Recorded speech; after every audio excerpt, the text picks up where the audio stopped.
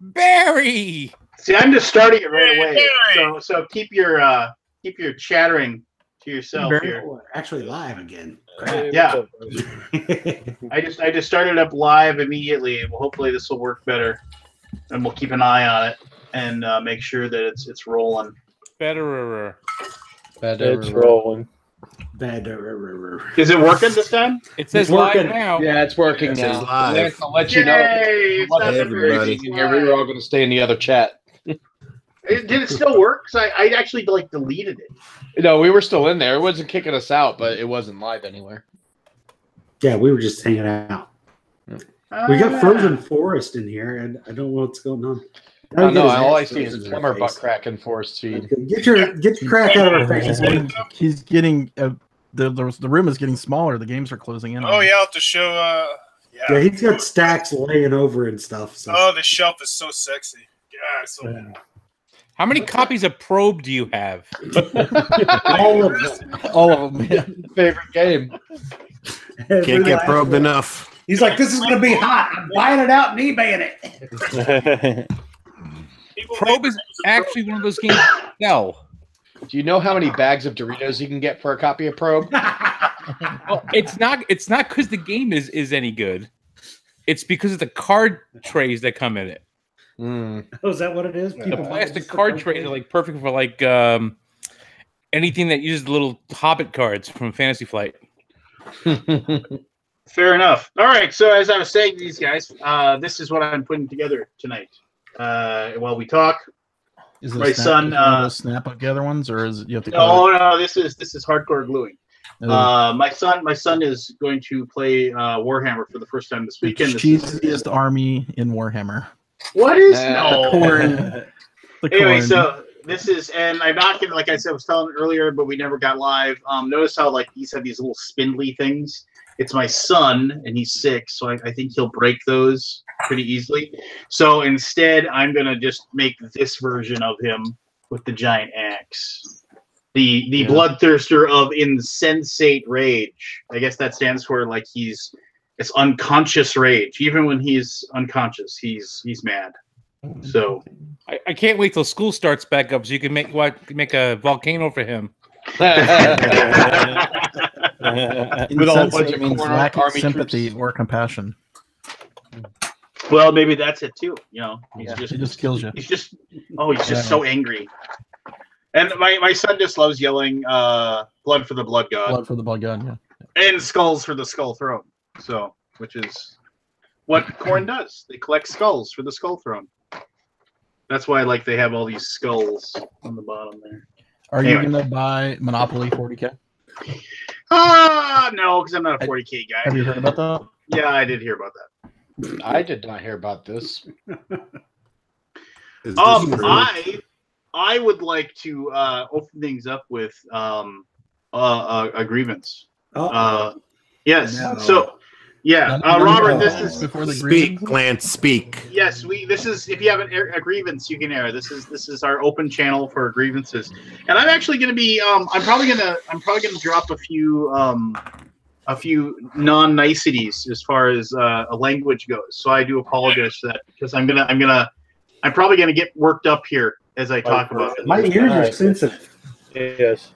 Wake So, me up in an hour. So, hey, Oldie, did you get our jerseys ordered? Any chance we'll have them at Gen Con? The jerseys have been ordered. I've been told they will make it in time. Now, it's on them now. All right, that sounds awesome. Yeah. So here's the stupid thing. I made the order. Forgot to put my order in. I'm an idiot. That is stupid. I wrote him an email, and hopefully it'll get. It was a weekend, so. Did you drop your name? Tell them who you were. Yeah, don't you know who I am? That's what if I were you, I'd dump that right there. Anyway, so here you go. There are 2 Kickstarters going on right now. There is, and I'm going to say right now, this has absolutely nothing to do with the fact that I'm good friends with Peter Shirey, and this has absolutely nothing to do with the fact that I'm good friends with Travis Chance. But there is a Kickstarter for Cthulhu, Death Death Will Die or whatever it is. Death May Die. Death May Now- Die. Death May Die, and there is a Kickstarter for Eclipse Second Edition. Second both Dawn. Second Dawn, whatever. We all know what it is. But anyway, so both are doing rather well. Both are dealing with a lot of backer anger. Well, Angst. backer anger. Well, whatever word you want to use it. I'm going to use it as I'm going to say that it is backer fucking vicious stupidity. That's what I'm going to say. And I know there's a lot of people out there that are like angry about this, that, and the other thing as far as like that Kickstarters go. But and some of them are representing the way they feel in very well reasoned arguments and what have you. And so if you're listening to this, which nobody listens to this anyway, but if you're listening to this after the fact, and you're like, hey, fuck you, Undead Viking, then just like it's not you, okay? It's like and actually the people that are probably going to be the most annoyed are the people that are actually this is for.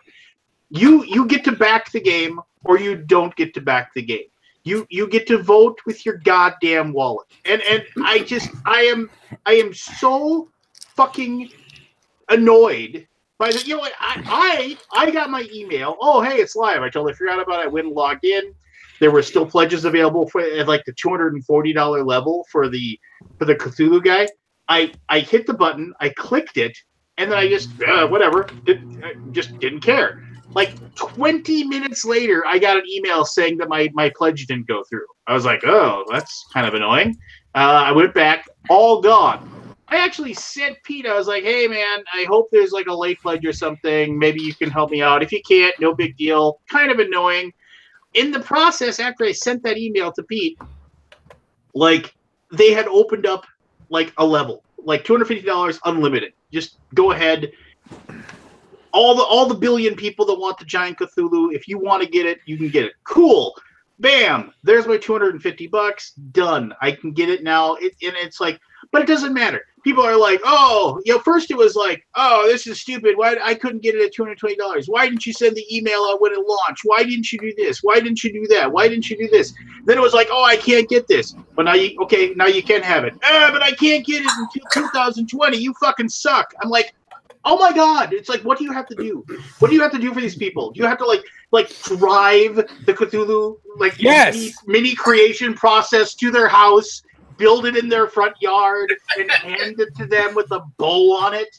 I just, and I understand it's like this very small little percentage of people that are like that. And it's just so intensely amazing for me that like, they can somehow anger me to this level. I mean, like I sent out a tweet today. I just said it's absolute lunacy the way the people are acting. And I had people saying, I think it's my right to complain about this. Like, no, it isn't your fucking right to complain. No, it's your right to complain, but it's our right not to give a shit. Well, and the thing is that, and I know for a fact, and this is, and to a subset, the Eclipse people, there's people in Eclipse think, like, we need to petition everybody to lower their pledge to $1 and make this thing non-fund until we get what we want. It's no like, Roger, no rerun, no rent. Yeah, no just Roger, no rerun, no rent.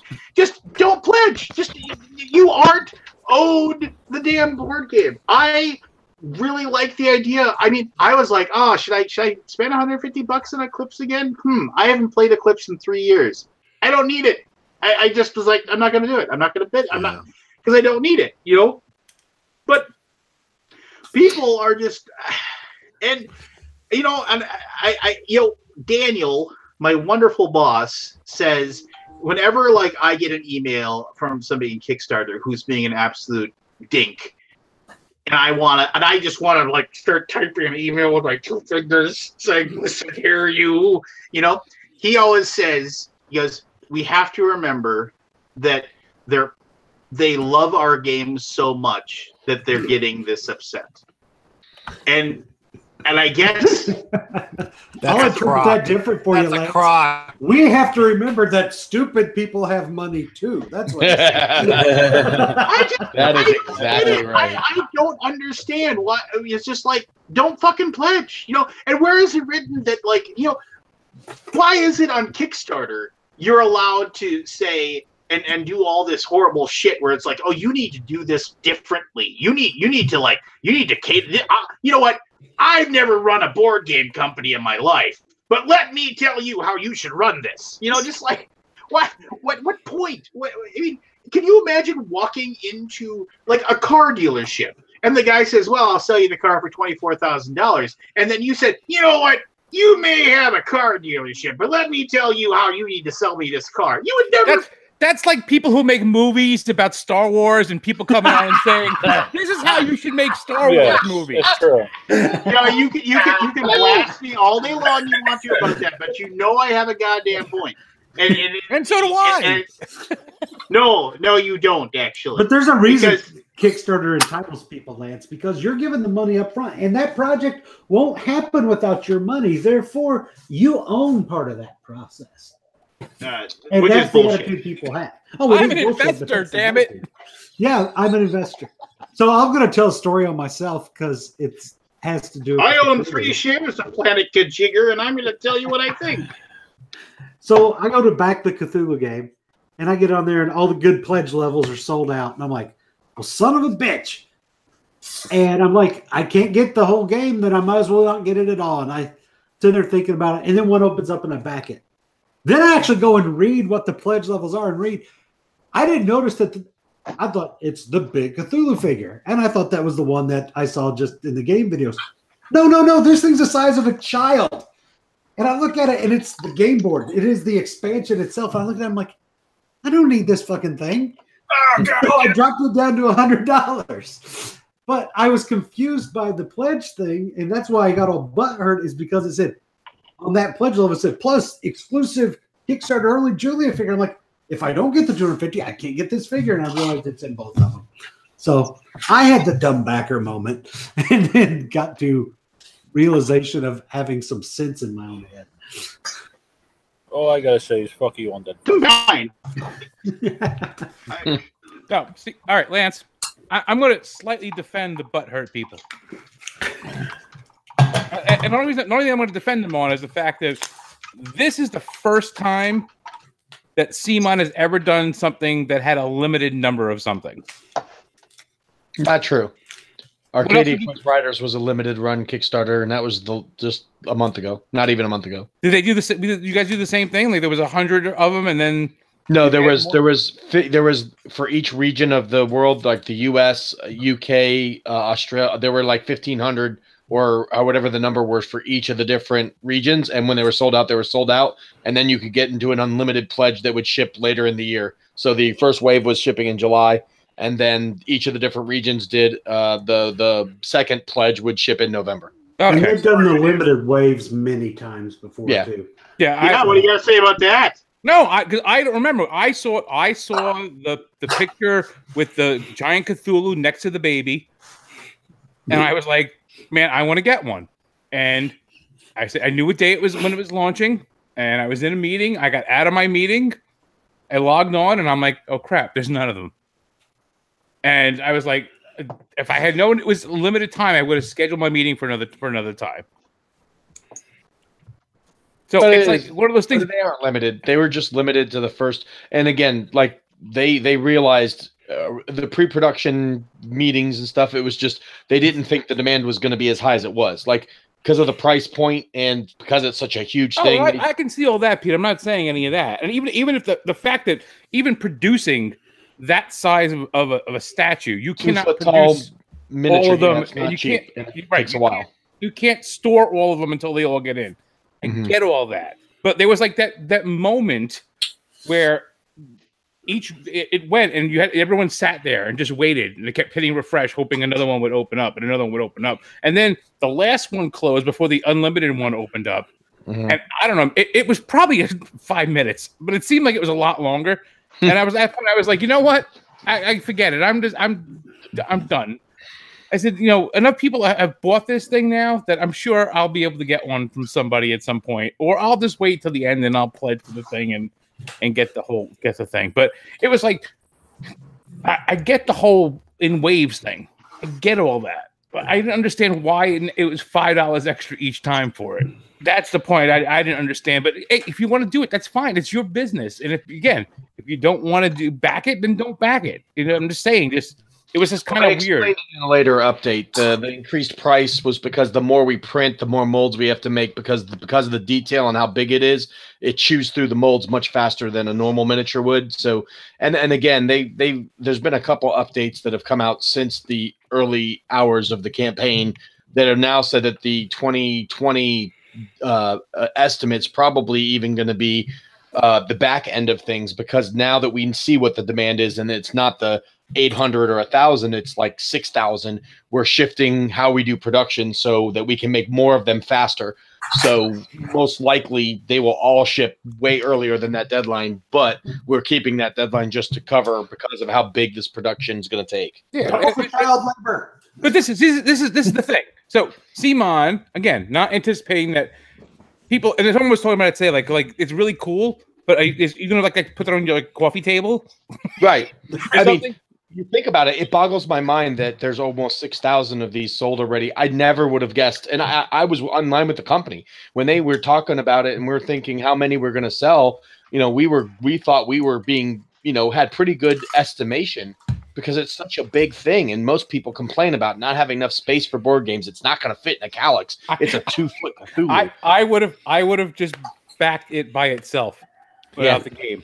That's the one thing that's sticking in me now is I really don't want the game. Not that I think it's a bad game or anything. I just know I'm never going to play it, and I'll know someone who has it, but I can't just get the giant. Yeah, but how big a deal is it going to be? The game itself, you're only paying $100 for that pledge level, so you'll be able to turn that around and probably. Oh, probably, yeah. But then I have to money back deal with all that nonsense. But Pete, can I get one of those giant Cthulhu's made out of liverwurst? Are you going to offer that?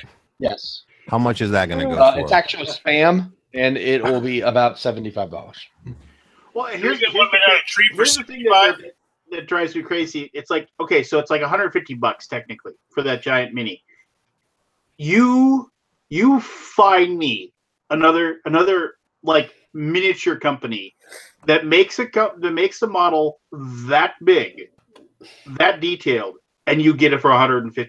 And it's already assembled. Wizards. Yeah, I mean, it's like this Bloodthirster mini. This is $100, right? And this is unassembled, and it's not near. I mean, it's not nearly like the size of it. I just was the coast. The Colossal Red Dragon is like $100 MSRP. You can't find those anymore. That was back when the D&D minis game was out, but it was of that size, even bigger actually. But like, it's been done. Not trying to break that, but thanks for pissing in my Cheerios. Maybe it's not quite as cool because going back to Lance's original complaint. Now, with all the information that is boiled down to it, people complaining. Oh, people. That with all of the information that's come out since that I haven't even seen that Pete just filled me in on. All right. If someone now was complaining about it, then it's even more so stupid. But like in the moment, it happens. It's easy to get caught up. It's easy to get caught up when you're passionate about something. If nobody's any Cthulhu fan that sees that miniature and then thinks for even a minute that they can't get it, we totally get it. I've been dealing with the customer service side of things all day today, and I can tell you, you have to be sympathetic whether you agree with the argument or not, because everyone is passionate about something.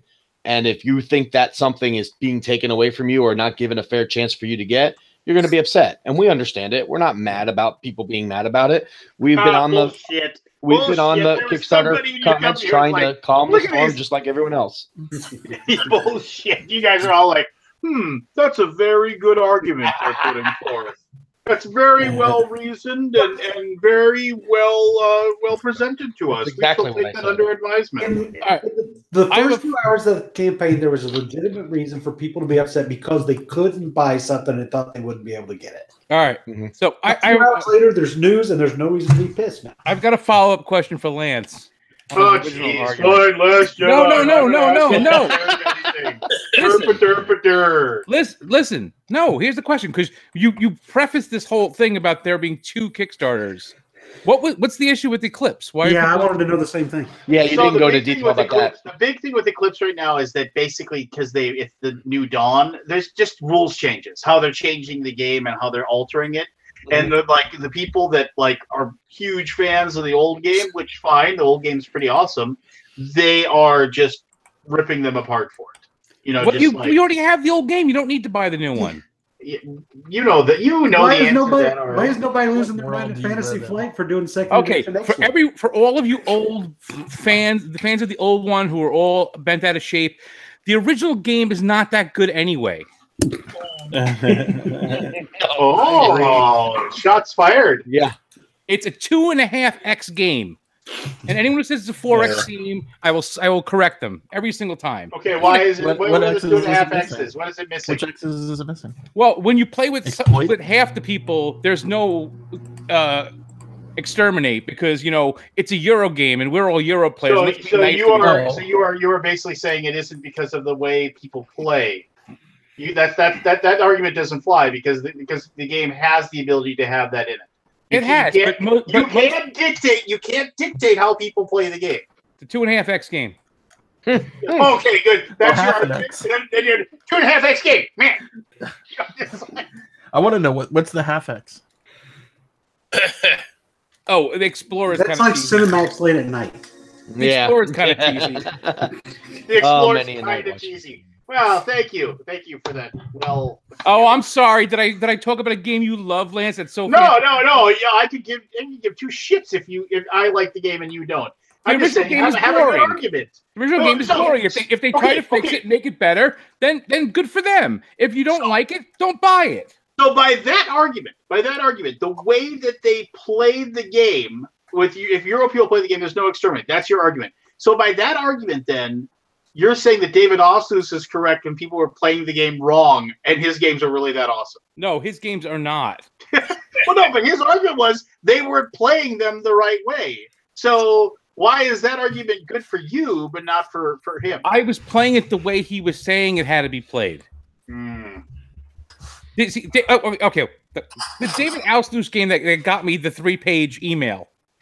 I even said when I talked about it, I said the game, people are going to have a problem with it for the sheer fact is the way you think you're supposed to play the game is not the way to play the game. I even pointed it out in that Darkest game. Darkest, yeah. Because your inclination is, there are monsters and zombie things coming at me. I need to kill them.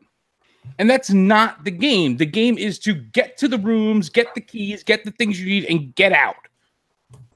But your thing is, I have to fight them to get through. I killed one. Oh, there's 3 more. Let me go kill them. No, it's kill one and keep running. And I even explained that in my thing. So, yes, I know how the game was supposed to be played. It still was not good. Mm-hmm. So you're saying his argument isn't valid because you've decided that the game isn't good. His argument at the time was the fact that what he designed and what they wrote in the rule book were 2 different things. And so I said, and my response back to him was, well, I have no control over that. I played the game that was presented to me with the rules that were presented to me. Did you play the updated version? Did you bother? No, I got rid of it after. Okay, didn't they do a reprint or something? They redid the rule book. Or they're going to come out with it again or something? He rewrote the rule book. They rewrote the rule book and put it online. I don't know if it's much. I mean, Joel said it's way better with the new rule book, but yeah, that was a shame. So yeah, there you go. Does anybody else have a grievance they wish to share? I don't have a grievance, but you were talking about something you were doing tonight, and I talked about this off the air. But in case anybody's wondering, I just got done assembling my new shelf, which I'm super stoked about, and I am currently putting all my games on it. So I'll show that off to everybody, and it's going to be hopefully the new backdrop for Bauer's Game Corner. But no, I want the poster still. Yeah, Jesus, I feel like if I can't see Nicolas Cage, I ain't watching no more of your videos. I'm taking back my pledge on your Gen Con. Thank you, by the way, for that. But yeah, it's about 6 feet, and I think it's 8 or 10 feet long. What he said. So it's going to store a boatload of games. So also it's going to get rid of this massive pile of crap, aka games that are back here. So that's why I'm walking back and forth, in case anyone's wondering. We're enjoying the view of your one piece of sheetrock on the ceiling. Nice, isn't it? With the stickers, I like the stickers or whatever's up there. Gives it character. Forrest, how many beer labels are peeled off bottles and stuck to that ceiling? Oh, no, it's not. It's all stickers that I've acquired. I want to make this like the sticker ceiling eventually. Also, I did find the most amazing box cover ever as I was going through for a game called Poundy? Pounce? Poundy? Look at this. Poundy.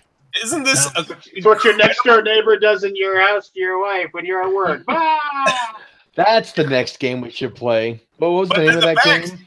The back's even better because on the back there's a giant tiger and a couple. I have no idea who the hell thought that's this. Great. I hope the game is great. People are clamoring for a review of this, I'm sure. There's a dexterity game called Pounce. Have you ever played that with the mice with the big long string tails and you got to try to catch them? Yeah. I haven't played that one. That's a fun All right, game. so that's a good thrift store find. Yeah. Before anybody has to go to bed, earlier today, is Kabuki Kid in the audience, by the way? She is. All right, so Kabuki Kid, you are needed once again to be our official scorer. Initials is back. Initials is back, baby. Maybe for a one night special, whatever. Who knows? But engagement, one night only. All right, Anthony, you ready to win? Yeah.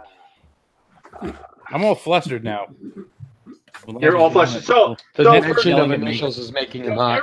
Everybody else knows how to play. However, I don't believe. However, I do believe that Robert is not aware. So I'll explain the rules to Robert. Robert, I have 15 people, places, things, phrases, who knows what else. All that have the same initials. They will be 2 letters. I will begin reading off clues. There are 5 clues for each thing. When you think that you know the answer, you ring in with your buzzer. Your buzzer is your name. So you could say Burke, you could say Robert, whatever you want to do. And then you would then you give me your answer. If you are correct, you get a point. If you're incorrect, you are out for that clue. You don't lose any points or anything like that. You just can't guess anymore afterwards. So that's the crux of it. All right, so 5 clues. 5 clues. We got to figure out. So I'll say clue number 1, and I'll give you clue number 1. Clue number 2, and the whole thing is as you'll put the clues together, you'll know the initials of whatever it is, and you will be able to theoretically piece together the person, phrase, place, thing, whatever. Except that Anthony will guess it on the second clue, and you won't have time to piece it together. So, and then nobody knows what the initials are until I actually give them. So, does anybody need to race to the bathroom or do anything crazy before we begin? Everybody good to go? I never win this game, so I don't care. I'll pee and get a drink during the game. Yeah.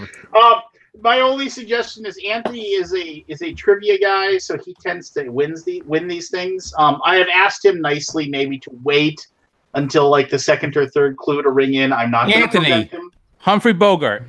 I'm not going to tell him that he can't. But in the spirit of goodwill, if he has any, we will see what happens. All right.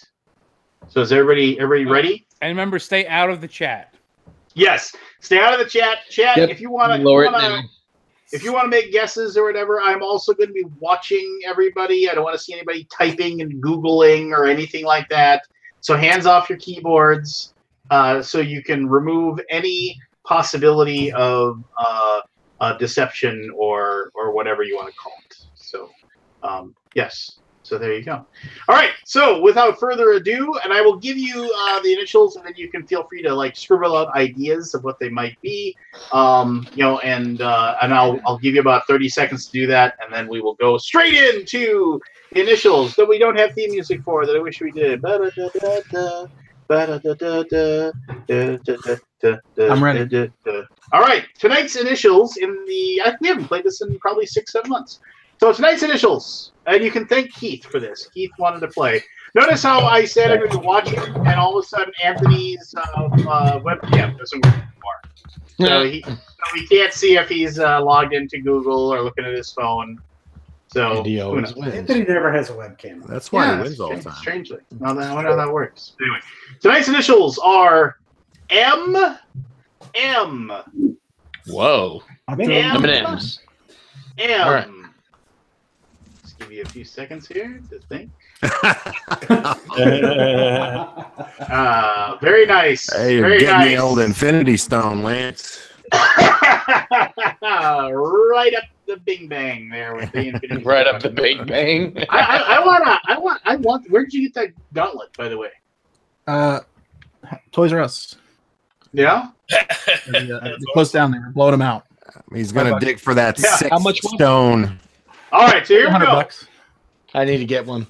Yeah, they're like my wrestling tape that I thought was $20, but turned out to be way more. But anyway, regardless.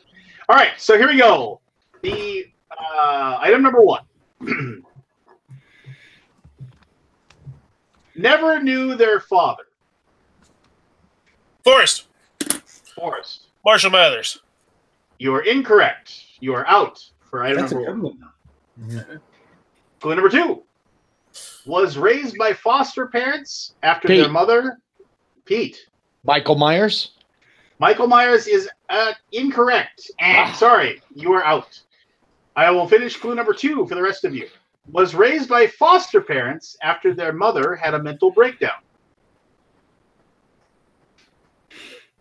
Clue number 3. A star of over 20 movies. Anthony. Marilyn Monroe. Marilyn Monroe is correct. Very good. I waited. Yes, Yeah, you did. I jumped because I was waiting for you to pop in with the right answer. The next two was had roses delivered to their grave every week by their ex-husband until his death, and was originally named Norma Jean. Yes, Joe DiMaggio had a dozen red roses delivered to her grave every single week until his death. So, Show off. What? Show off, man. Get it. All right, so I don't know who's keeping score, but we have Anthony with 1. Kabuki's keeping score, hopefully. I don't know. I have chat It's the official score. Is 64 years old. Clue number 2. Was elected to their school board while still a high school student. Anthony. Michael Moore. Michael Moore is correct. Very good. Clue number 3 was a fan of former Venezuelan President Hugo Chavez. Number 4, Academy Award winner. Clue number 5 was a noted documentarian. I didn't realize he was that old. Here we go. Clue number 1. A career that has spanned over 50 years. Anthony, go ahead. Malcolm McDowell. Holy cow! I'm going to go get a drink. So much for waiting. He just did it to show off. Yeah, of course. He's got the answers. Who's Malcolm McDowell? Yeah, let's give the other clues just so everybody knows. Clue number 2. He killed Captain Kirk. And he's actually infamous for that. Like Star Trek fans come up to him and tell him that. Clue number 3. Married 3 times, wants to marry Steenburgen. Well known for their voice and has starred in many video games in recent years. And perhaps his most famous role was Alex in A Clockwork Orange. And this is why we quit playing initials.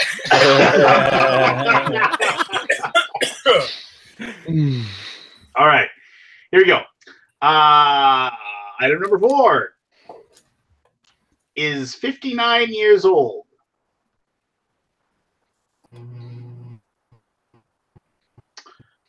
Clue number 2. Their father made a living by managing a chain of drive-in movie theaters.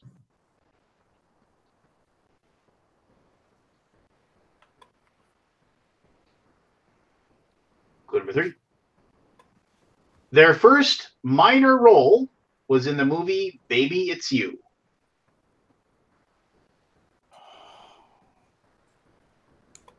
Clue number 4. However, younger fans will recognize them from Stranger Things.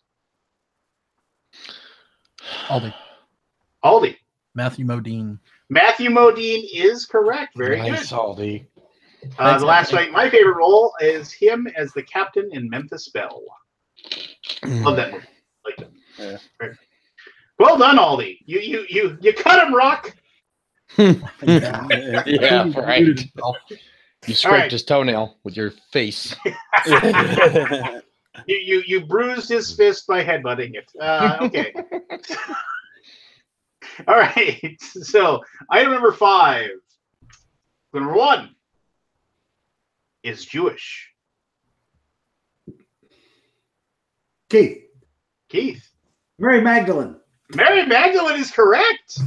Wow. That's right. If you had your head. Yeah. Number 2, born in a fishing village in the Middle East. Clue number 3, famously witnessed an execution. Clue number 4, contrary to popular belief, they were most likely not a prostitute. And clue number 5 was the first to witness the empty tomb and testify to the resurrection of Jesus Christ. Well done. I think Anthony's just sitting on me. Yep. He's waiting until it gets close for drama. He's waiting to strike. He's just like the Malcolm McDowell was my ultimate moment. I can't beat that. All right. Number 6. Died September 13th, 2015. Clue number 2 is a Hall of Famer. Forrest. Mickey Mantle. Yeah, I thought it was earlier than that. Crap. Keith. Moses Malone is correct. Wow, Keith. Way to go. Number 3, on his deficiency at passing, he once said, "You aren't paying me to pass." Clue number 4 was 6 feet 10 inches tall. And number 5 won their only NBA championship in 1983 with the 76ers. All right. Is everybody excited? I am. All right, very good. So Keith's got 2. Aldi's got 1. Anthony's got 3. Anthony's got 3, and Robert's microphone isn't working. All right, here we go. Next clue, or next thing, or whatever it is. Clue number 1: star of films, comic books, video games, and novels. Pete. Mickey Mouse. Though a good guess. I'll finish it just so you hear it. Star of films, comic books, video games, and novels. Anthony. Matt Murdock. Keith. Martian Manhunter. Oh, I got a shot. We got shots, guys. We got shots. The door is open. Clue number 2 was originally given the name The Shape. Oh. Clue number 3. As for a 2006 psychiatric study, is considered to be the embodiment of fictional evil. Clue number 4. Infamously killed his own sister at the age of 6. Final clue. A serial slasher killer who loves All Hallows Eve. Forrest. Michael Myers is correct. Very good. In the first Halloween movie, the actor was given the role of The Shape. He wasn't called Michael Myers. He was called The Shape. Yeah, that one was more about his mom. Yeah. All right. Ooh, Forrest. Way to go. How do you feel, Forrest? I feel good. I got a point. All right. Next one. Clue number 1. This is a nickname. Aldi. Macho Man. That's a really, really good guess. That's a really good guess. Incorrect. Forrest. Marky Mark. Give it to me. Incorrect. Damn it, I've been sitting on that one. All right. Clue number 2. The first use of this name was in 1939. Pete. Martian Manhunter. I think I got it. Clue number 3. Despite its name, does not last 31 days.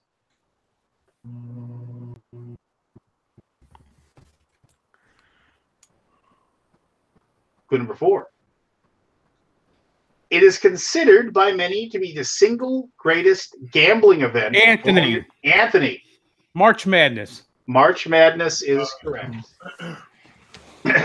And the final clue is it is when people who don't care about college basketball all year all of a sudden do. Okay. All right, here we go. Clue number 1. Has a star on the Hollywood Walk of Fame. Aldi. Mickey Mouse. Clue number 2. Is 89 years old. Forrest. Barrymore. Pete. Clue number Pete. Martin Mull. Martin Mull. All right. Clue number 3. Owns a famous dog with her boyfriend.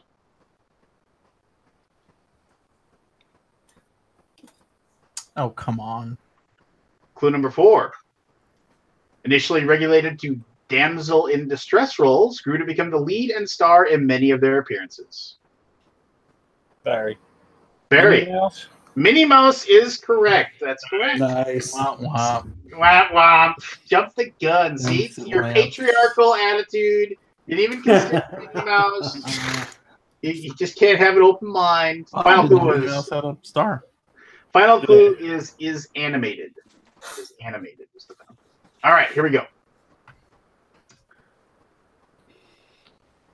Clue number 1. A song published in 1975. Anthony. Oh. Monster Mash. Damn it! Keith. Go ahead, Keith. Macho Man. Oh. I think that's Macho Man. Aldi, do you want to make a guess so you can open the door for everybody again? No, I'm holding back. He's going to shut his mouth. He wants to get number 2. What was the link? 79? 75. 75. Okay. Clue number 2. A television show broadcast in 2003.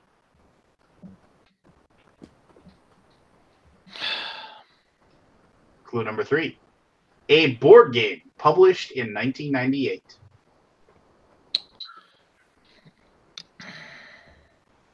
Clue number 4. An exclamation. Barry. Mamma Mia is correct. Mamma Mia. That's correct. Awesome. It was yeah. There you go. There's your board game bone that I threw you away, and then the last clue was my mother. That's all. Barry's a big ABBA fan. All right, here we go. Next one. Clue number 1. You can ring in any time, Robert. Just your buzzer is your name. You just say Robert, and then you. I only know important stuff. Oh, okay. So here we go. Clue number 1 is 54 years old. Forrest. Go ahead. Marshall Mathers. No. Again? No. Pete. Pete, go ahead. Matthew McConaughey. Also wrong. Also wrong. This game sucks.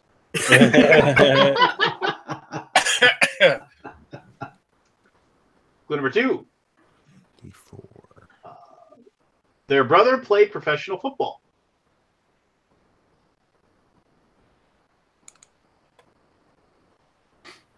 Clue number 3. Their own playing career lasted 15 years.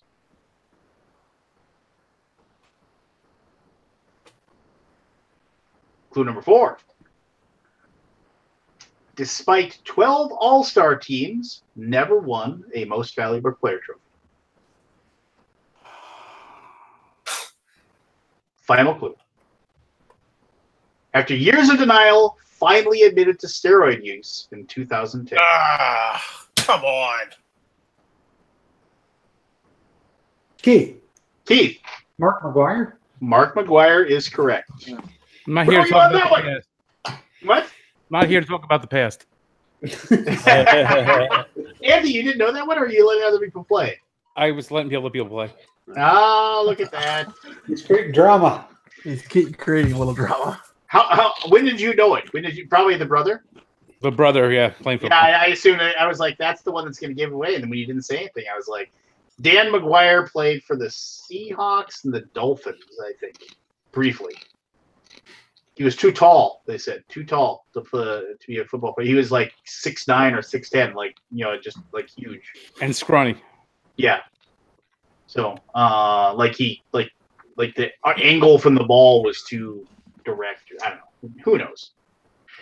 All right, here we go. We are on the final 4. I think Anthony's sewn it up, but we're it's just 4 to 3 to 2 to 1 to 1. Oh, not sewn up anywhere. Well, everybody can win. Well, yeah, anybody can win because we do have a tiebreaker. So if Robert just bangs these 4 out, he'll be good to go. All right. This is when I start texting him the answers. All right, here we go. I don't want to play this anymore. Can we play something else? Clue number 1. Originally known as the Dog of Mystery.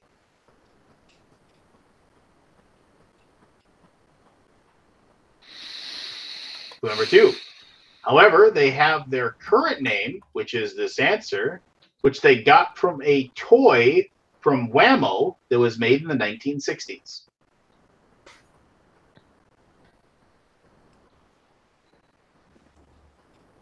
Clue number 3. This band has been active since 1989, but has had several hiatuses due to drug overdoses of different band members. Pete. Marilyn Manson? Good guess, though. Real good guess. Clue number 4. This band was heavily influenced by Marvel Comics and Heavy Metal Magazine.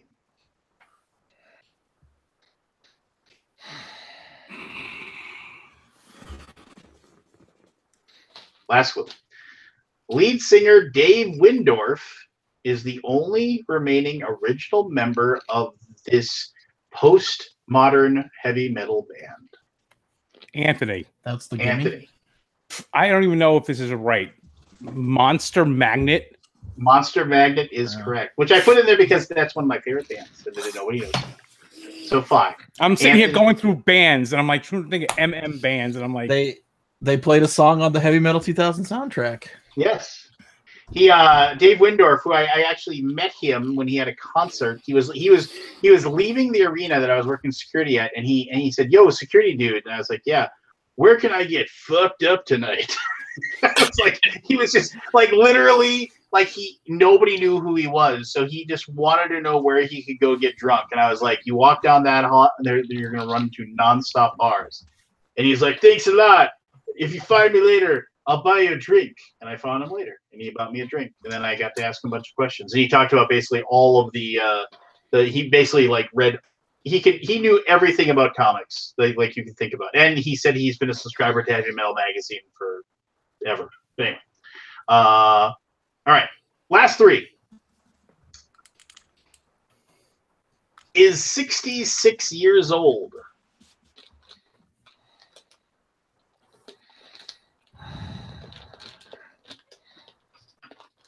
Was wildly copied, but their success was never duplicated.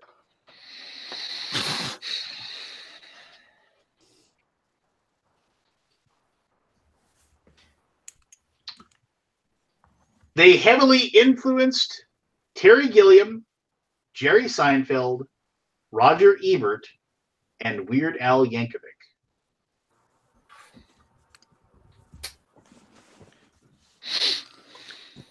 Clue number 4.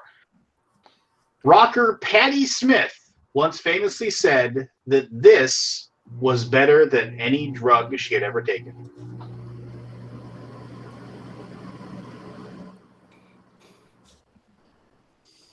Final clue. This satirical magazine, which now runs bi-monthly. Mad Magazine. Who was it? Was it Keith? Was it Pete? Who was it? I think it was Keith. Just give it to Pete since he answered. All right, I'll give it to Pete. Yes. Satirical magazine now runs bi-monthly and stars Alfred E. Newman. So, Anthony, you knew that one, didn't you? I couldn't get it. I know it is Mad. I don't people forget Mad Magazine is the actual name. Oh yeah. I saw that. I had an answer the other day. I had an answer in my head, and then you went send something else. I'm like, wait, no, it's not that. Yes.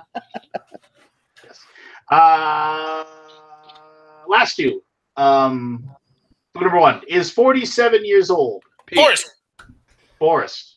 Marshall Mathers. No. Anthony, go ahead. I was next. All right, wait. Go ahead. You were next. Matthew McConaughey. No way. All right, I passed then. All right, clue number 2 has had a long-standing relationship with Jackie Chan. Chris Tucker doesn't start with the MM. Clue number 3. One of their creations is the famous World War II fighter plane, the Zero. Oh, shit. Clue number 4. It is now better known for its cars, motorcycles, and other motorized vehicles. I don't know the second word. Anthony. Robert. Anthony. Wait, let's go to Robert. I want to see Robert. Go ahead, Robert. Mitsubishi Motors. Mitsubishi Motors is correct. Well done, Robert. I got it at the 0. When you said 0, I knew who made the 0. All right. Anthony has won officially after I missed that. So we'll give you the final one here. Clue number 1. These date back to the Roman Empire. Aldi. Keith. Jared Leto. Keith.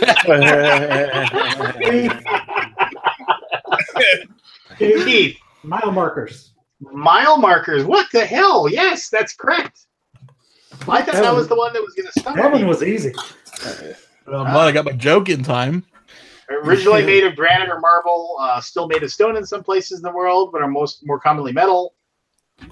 Even with the metric system, they are still known as this, damn near worldwide.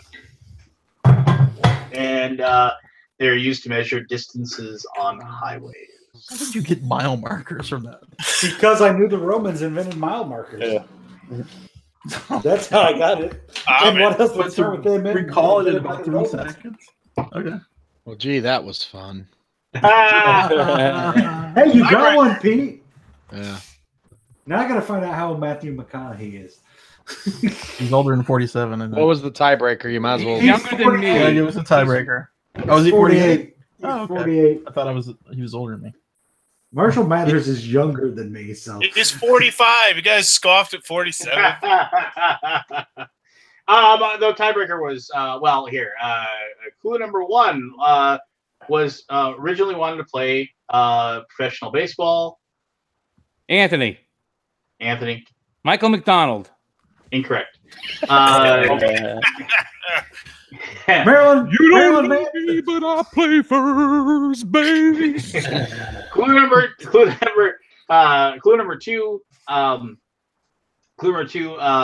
His younger brother also was in the same industry as him. Forrest! Marky Mark! Forrest. No. Like 5. No. I was feeling good about Macho Man. I knew Macho Man was going to make an appearance. So yeah, well, that was my tiebreaker because I'm such a Macho Man mark, I didn't want to. I didn't want to put it easy. I figured I got to do a Michael McDonald impression at least. I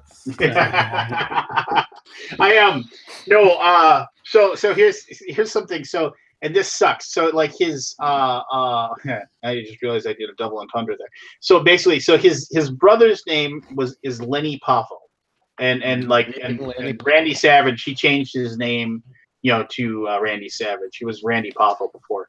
He actually was a really good baseball player, and he got drafted by the Cardinals, didn't he? Yeah, he got drafted, and he was but he tore up his knee, and so then he couldn't wrestle. He couldn't play anymore. So, but he his brother, who was a wrestler known as the Genius and was actually a pretty cool guy. He also was known as Leaping Lenny Poffo because he was a pretty good smaller guy and really agile and stuff like that. Famously said in an interview, and you can't not ever think of it, he bragged in an interview, a shoot interview, which are popular, after wrestlers retire, they give you the backgrounds of who are the jerks and that sort of thing. He famously said in an interview that he won a bet, he won a lot of money from a bunch of people when he was wrestling, when he bragged that he could fillet himself, and nobody believed that he could, and he could. And people, the interviewer is is it because you are rather endowed, or he's endowed, or you're flexible? And he's both. And I figured out that I could do it when I was 9 years old. Oh, too much information. Yeah. So now, whenever you see anything about the Genius, it's you can't think about anything but that. That's what he's known for now. Mouth masturbation. Are we still playing? No. Oh, it's over. It's over.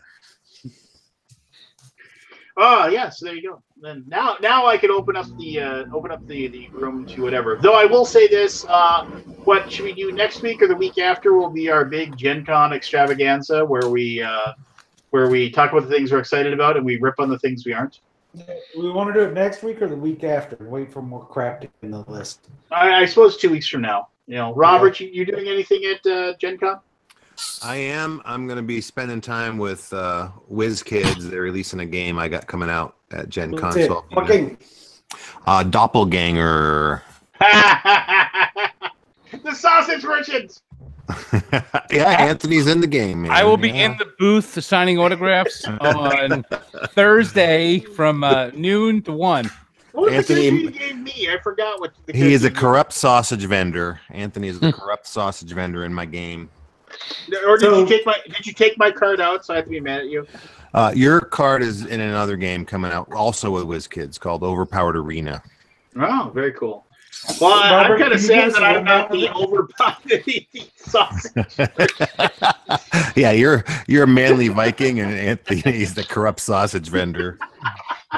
Hey, Robert, while you're here, how about you just give us the advanced preview? Give us the quick pitch of your game.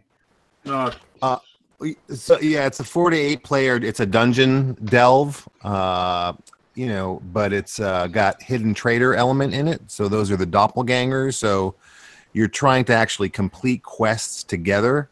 So a party leader is gonna decide who's gonna go on the quest, and you can pick any number of people, and you can talk about what items you're gonna bring. It's completely open, but there's lots of different ways that doppelgangers can screw things up. You're gonna be passing cards every round, then you're reaching in a bag for dice to roll against the weapons that are handed out to you by the party leader, and you're trying to complete enough quests to find these 3 artifacts and not die. If you die, the game is over, or if the doppelgangers find their 3 artifacts first, they win.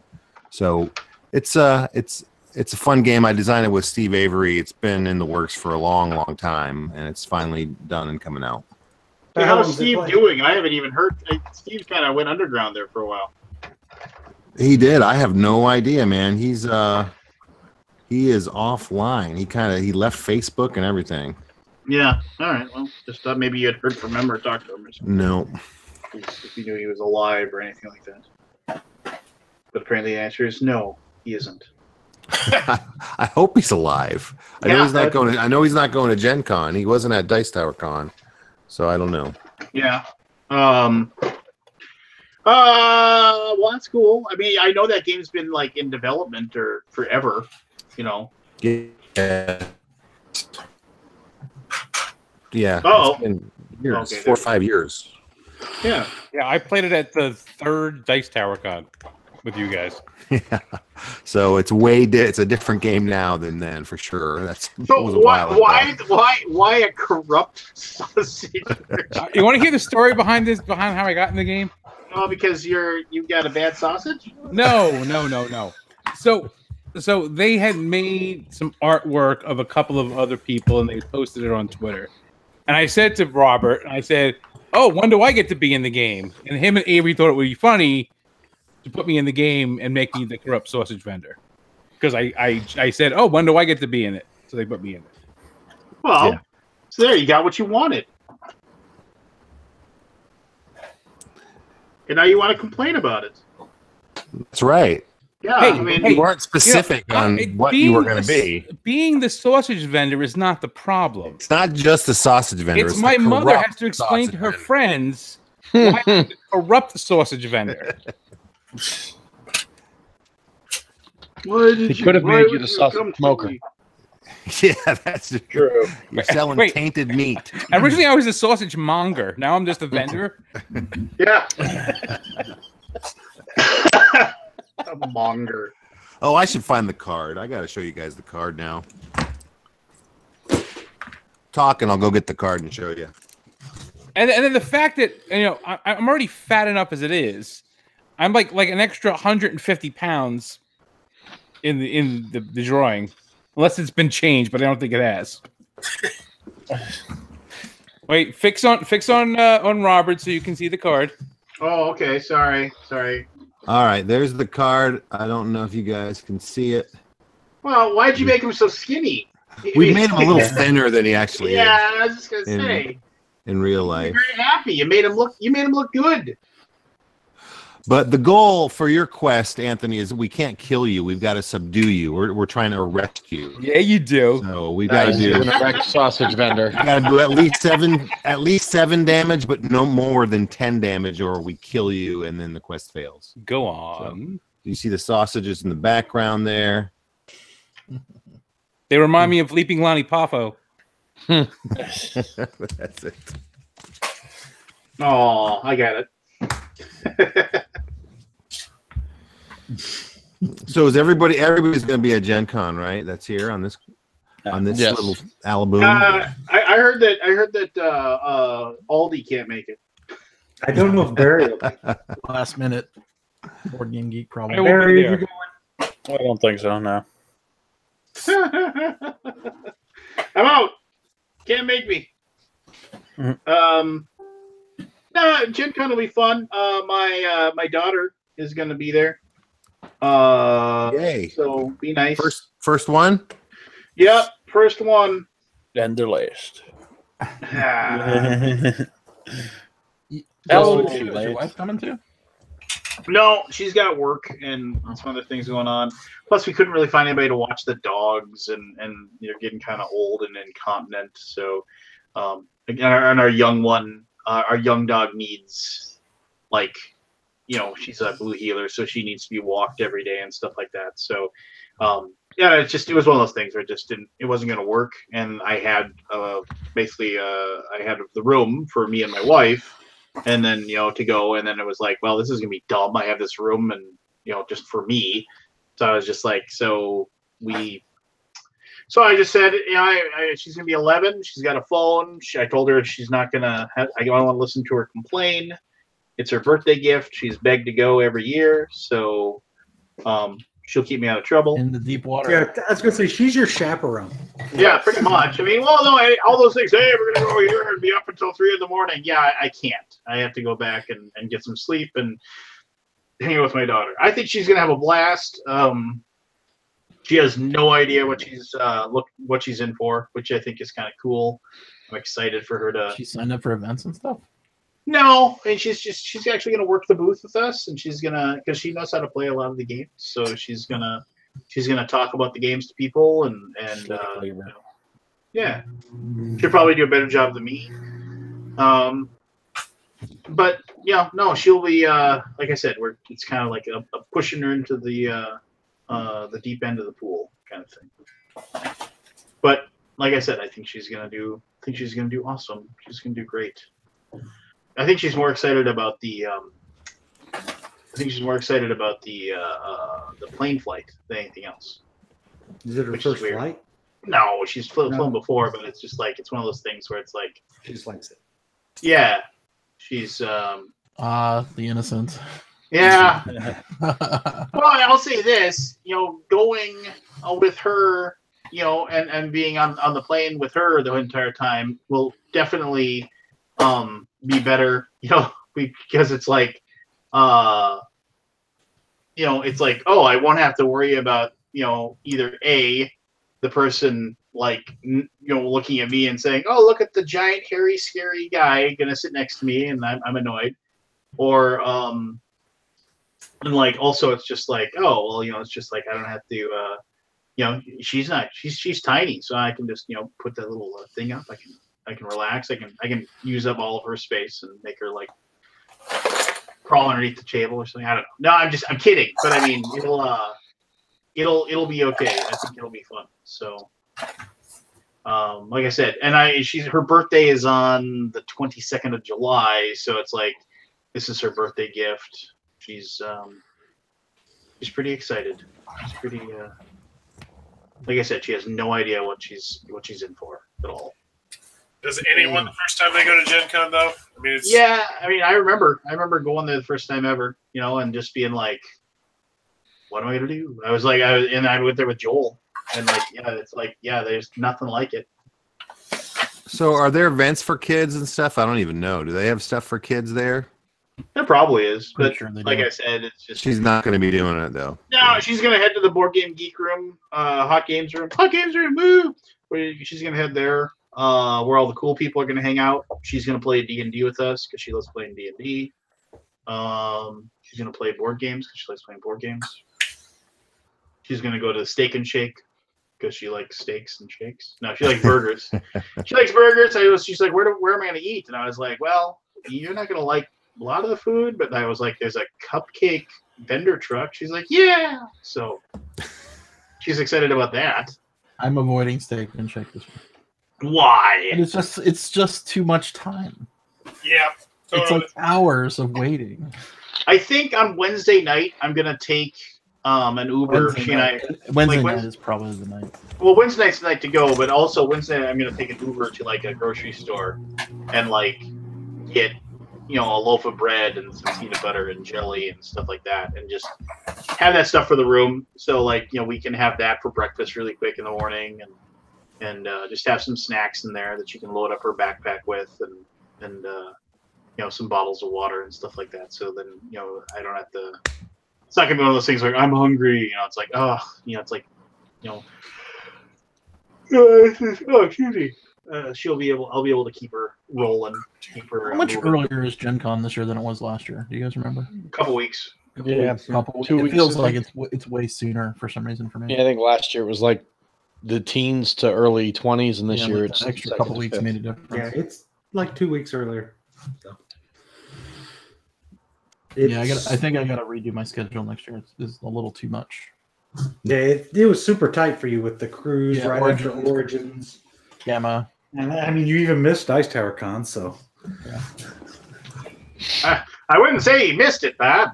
I would like to go to Dice Tower Con to just have fun, but we just don't. You'd like it because it's all just game playing. You'd get more games played there than probably any show you go to. I don't doubt it.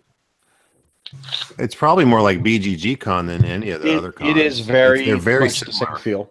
Yeah. Yep. And then this is our final year at the hotel, so that's the last one. Oh, remember. Well, for fall. And remember, Operation Steal the Glasscock. I was going to say, when the Glasscock sign is gone, I was hoping you would forget. I am not going to forget. We're going to steal the Glasscock. I'm going to have to make one, and then you don't have to steal it. Hey, I didn't say I'm stealing anything. I'm stealing a Glasscock. You don't know what I'm talking about. Hey, if I get a Glasscock sign, it will go on my game room door. I'll put it right on the door of my game room. I am tired of your accusations. You don't know what I'm referencing. But the one pictures of you standing in front of it. out here the last con? From last year. Or two, yeah, it was last year. Lies and slander. Hey, where's the BGG Hot Games room this year? Hyatt Regency. That's where my hotel room is. Wow. How close is that to the JW? I'll walk. 4 blocks. JW's not next to shit, so you've got to walk. I was honestly thinking it was at the JW. It was at Hyatt Regency last year. I was like, oh please, it'll be totally like being at BGG Con for me. There's still on the second floor, or are you on the third floor this year? We're on the second floor. Okay. The big ballroom. And that's the one that has the Subway restaurant in the basement. You can go get a Subway. Oh yeah. Oh God, kill me now. What Subway? Yeah, it has a Subway restaurant in the bottom floor. That does. Yes. It used to be the secret Subway, right? It used to be the secret Subway that nobody knew existed. We'd like. Hey Lance, you have the camera still stuck on Robert. Good. He's a beautiful man. Well, thank you. No, yeah. Oh, this is so sweet. I didn't know. I remember because when I got my room, it was like a random, like whatever it was to get the rooms. I feel like a little nervous about Gen Con this year for some reason. I'm not sure why. Uh-oh, now I'm scared. I don't know. It's like something weird, like in the air. Well, I tell you, it's 95 in Indiana right now and humid. So August, it's going to be 105 and humid. Yeah. I'm in a connected hotel, so I won't have to be outside much. You won't have to touch the outside air. Yeah, but you have to go to the exhibit hall, don't you? Yeah, they have the thing. Tuesday or Wednesday when it's freaking 1,000 degrees. No, they're going to have to turn the air on. If it's that hot, they have to by law. Yeah, they'll let you die first. I don't mean to like it's. I'm just gonna say this right now. I think a lot of the going on has a lot to do with kind of like the shitty stuff that happened recent. Yeah. So I mean, and I hate to be all vague, but I mean, it's just I think a lot of that, which is one of the reasons why I'm like, I am going, straight back to my like that's perfect. Like it's like my daughter is like the perfect foil for that. Just for me, it's exhibit hall, hotel room, BGG Hot Games room, 1 or 2 dinners outside of the hotel. Mm-hmm. It's food, exhibit hall, and hot games, and that's it. That's all I care. Yep, that's me too. And you guys, you assholes. That's the other good part. Yeah, so I mean, I think it's less. It's going to be a lot less running about and being nutballs this year, and which is fine. Maybe we're all getting a little older, and that's a better thing to do anyway. So I'm not running around with my buddies from home at Gen Con at all. I'm kind of on my own. Those guys you got all butthurt last time, and I can understand why. Yeah, no, it's just they don't want to do Gen Con anymore. They don't enjoy it. I agree. They like to play games, and you can't play the damn games. If I was given the choice to not go to Gen Con this year, I would take it. No, I think everyone is tired of Gen Con. I think Gen Con could use a downsizing to and make it fun again, because it's not fun anymore. Okay, I mean we sit there and we this is a pretty like broken record topic for us, but I think what it is that we go there as a job. We don't go there to have fun. And so I go there to have fun. Yeah, Keith goes there to have fun. Keith, has Gen Con been fun for you the last 3 years? Yes, Gen Con's still fun for me. I got really burnt out, but I had a really good time last year. But if I didn't know you guys, it would be me going up. And I was almost there this year until I decided I'd go work for Aldi at Gen Con. I was just going to make a day trip up, and that was it. Just one day. Mm-hmm. Yeah, I was just because it's commute for me. I can just drive up. I'll be there in an hour, go shop, go home. But instead, heading out to go and work and hang out with you. I forgot Keith was working for us this year. He's been telling you that. I'm gonna change his. I'm gonna change. I know. I just keep forgetting. Yeah. But make his schedule. Make his schedule hell, Aldi. Yeah, we have the schedule. Keith, he gave you a room away. We have a pretty light schedule as far as. I told him my only condition was I can't work right when the exhibit hall opens on Thursday because I got to shop. But my buddies don't do events, so if you go to Gen Con to do events, Gen Con's awesome because there's a ton of shit to do. And there's shopping to do, but it's just so damn crowded. But if you're going to play board games, stay home and play board games because you'll play a lot more. Yeah. Unless you're doing it in events. I mean, if you want to do open gaming, Gen Con kind of. But the hot games room makes it better. The library is bigger now and not congested, so you can do that. The but library on the floor. I got to go over there this year. I heard it was like whisper quiet. Well, yeah, because the roof is 3,000 feet in the air because it's in a stadium. Yeah, but and that was a good move for them to move that over there because Gen Con had grown double with the same size library. It was ridiculous. So, did you see they added open gaming this year? What? Yeah. Tables in the hallway on their no. So actually, they have open gaming, but it's actually during the day. Where? It's in the JW. Oh, Anthony, that was there, sense. Just not advertised before. Because the JW had a ballroom right behind where the Starbucks is that was open for open gaming. It just wasn't advertised. Yeah, no, it's advertised now that there's. So it's not any new space. It's the same damn space that was always full. It's only until it's like from 8 in the morning to 4 in the afternoon. So if you want to shop, you have to shop or game, but not both. Do one or the other. Yeah, you have time to go buy your games, but you're not allowed to fucking play them. we had talked about moving over there. No, JW sucks for location. But I don't want to be bigger. Like it's already probably twice the size it is last year. Yeah. The Hyatt's a better location for your room anyway, because it's a shorter walk. Because the JW's all by itself all the way at the other end. If you're dumping into like the end of that big gaming hall, the JW is fine. Yeah. But if you're wanting to go to exhibit hall side or everything else, the Hyatt's on the better side of the convention center. So I think you're good where you're at. Plus, you have the Subway and the pizza place. All right. Hold on, I guess I get them. Sure, my kids are in bed. Anyway, keep talking. Don't tell me what to do, Lance. Don't tell me what to do. I'm struggling with I'm excited to go to Gen Con this year just to see people, but I've been playing on the preview list, and there's not much talking to me that's like, oh, I need to go get that game. I'm looking at it now. I know we're going to talk about it in a week or two, but I was looking at it, and I maybe have 11 things clicked, and it was the same for Origins. When we did our Origins pre-show, there was like 3 things on that. 11? Yeah, 11. You got like... That's huge list. Yeah, but like half of them are expansions. Like there's a Scythe expansion I've got on there. I've got an expansion for Sword and Sorcery on there. I've got a Networks expansion. I've got the Spyfall. I guess it's a standalone, but it's also expansion. I get 2 Networks expansions. Are you talking about the DC Spyfall? Yeah. I mean, I've got like 5 of the 11 are expansions, and then the other ones, some of them are just dumb stuff, like the Pickle Rick game I want to get because it looks cool. Samurai Jack game looks cool for me.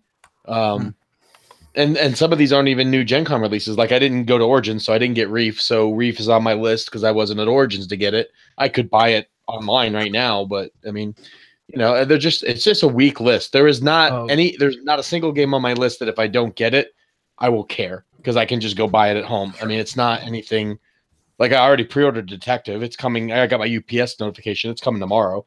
There's just nothing else that I'm excited about other than maybe the Scythe expansion about getting. Yeah, and I don't need to get the Scythe expansion. There's a couple games I heard about under embargo today from W. Eric Martin that kind of raised my eyebrows. Well, that'll be good then. You'll hear about Thursday. I've got a lot of stuff I want to look at, but like I'm curious. Okay, this Illusion game that Pandasaurus has. Mm-hmm. So it's what's his name? Didn't we play that? I haven't played it yet, but it's from the same guys that did the Mind and Quacksalber. And it's good. It's like Timeline. So that guy's had such a hot hand. I'm curious as to what his game is. Then I've got expansions.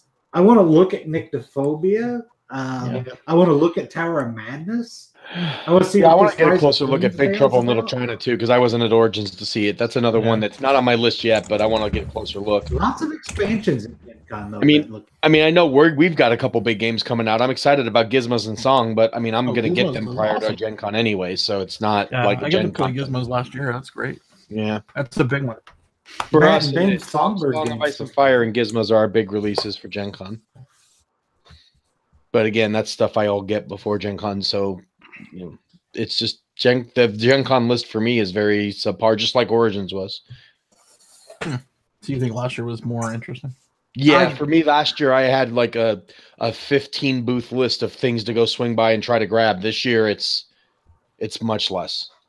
And most of the stuff a lot of it looks like it's street dating prior to Gen Con, so I can order it online and have it shipped home for free. So I may hit 3 or 4 booths outside of my own booth at Gen Con. Are the past previews visible, or are they gone once? Yeah, you can go back. How do I go back? Go to /geek preview. BoardGameGeek.com/geek. If you put in the new one, if you just change the year. I tried that and it didn't work. No, you can't. It's got a different number. There we go. There it is. Yeah. So now I'm going to go back. Look at that. There's the Gen Con 19 preview already up. Sweet. Yeah, I feel we like got one. We got like one submission for the Gen Con 19 preview. I'm gonna go see I don't know. Maybe it's just perception, but I felt like last year's list was more impressive. Well, I'm going to tell you how my picks play Coimbra yet. What was that, Holly? You didn't play Coimbra yet? Mm-mm. I think Keith bought one. I heard it's you play it yet, Keith? Yeah, I played it at Origins. It's neat. I liked it. I enjoyed playing it. I don't know if it's the best game I played. It's not the worst game I played, but those little dice castles are cool as shit. So I really like those. It was an enjoyable game, but it's not anything groundbreaking or like I would not run to get it if that tells you anything. I think Founders of Gloomhaven will be there. It is, but not for sale. Oh, not for sale? Yeah, I believe I looked at it, and I don't believe it showed for sale. Let me double check. He brought one on the cruise, and I think people just didn't see it. I think it was an October release. I think Founders is an October release, but it's demo at Gen Con. I think it's an Essen release. So here's how memory clouds my judgment or my thoughts of things. So right now I have in the Gen Con preview this year 13 games tagged that I want to check out or buy. I looked at what I had tagged last year, 13 games. Huh. So not really any different from what I'm seeing there. I probably bought fascinated more in general by like even looking at expansions for things. I just found out today that there's an expansion Kickstarter coming next month for Unfair. Oh, I hate that game. Actually, I have a question for you, Robert. Yeah. What like expansions? Like, are they worth the effort monetarily for a publisher? I think if you have a really big game, they are. If you don't have a really big game, I don't think they are. Yeah, I'm sure the Scythe expansions do just fine. Absolutely. Those top, the top tier stuff like the. By the way, My Little Scythe is absolutely outstanding. So maybe considering it, pull the trigger on it. It is fantastic. Is it? I was curious if it would work with my 7-year-old, if she would be able to play that. I played it with my 5-year-old. He loved it. Played it together in class. They went nuts for it, and it really feels like Scythe. They did a bang-up job on that one. Okay, cool. Well, then maybe I'll add that to my list if it's for sale. Plus, the miniatures are insane. Like, they're just crazy. Just look like toys. Yeah. I mean, do you guys buy expansions? How often do you buy expansions? See, I have a bad habit of buying all the expansions and never playing any of them. Yep, I'm the same way. If I like the base game, I'll buy the expansions, and half the time I never even use them. And that's why I'm thinking about, do I really need to buy the Scythe expansion? Because I haven't played the last Scythe expansion. It's not like it's going to go out of print where I can't get it. Mm-hmm. You know, that's going to be a permanent title. Yeah, like I love Rebellion, and I got the Rebellion expansion. I was all excited about it. I still haven't played it yet. That's been out like 8 I didn't get the Rebellion expansion. You know why? Because it's on the shitty part of the Star Wars universe. Because I like expansions that just add more to the game without adding rules. Yeah, I do too. Yeah. Throw them in there, and you don't really. You don't have to read another rule book to go. Actually, I take that back, so Aldi. It's showing for sale on the BGG site. The BGG tag shows Founders of Gloomhaven for sale. I wish I had a chance to play it. He brought on the cruise, and I was like, "Oh, I want to play it." And time goes by, and you just don't get around to it. I'm curious to check it. So, you know what expansions I really like when they do is when they do modular expansions, where you get a box with like 6 different modules and just use what you want. I love that. Queen Game does that a lot with the modules. I cracked out Merchants and Marauders the other day and the expansion for that. And you're like, okay, I'm going to add the extra captains. I'm going to add the new ships. I'm going to add this. I'm going to add this, but I'm not going to screw with the weather, or I'm not going to screw with the variable ports. And you just throw in what you want. I think that's really cool. I love it when games do that. Or an example of games I'll use expansions for like crazy. Eldritch Horror. Eldritch Horror, the location decks were crap in the base game.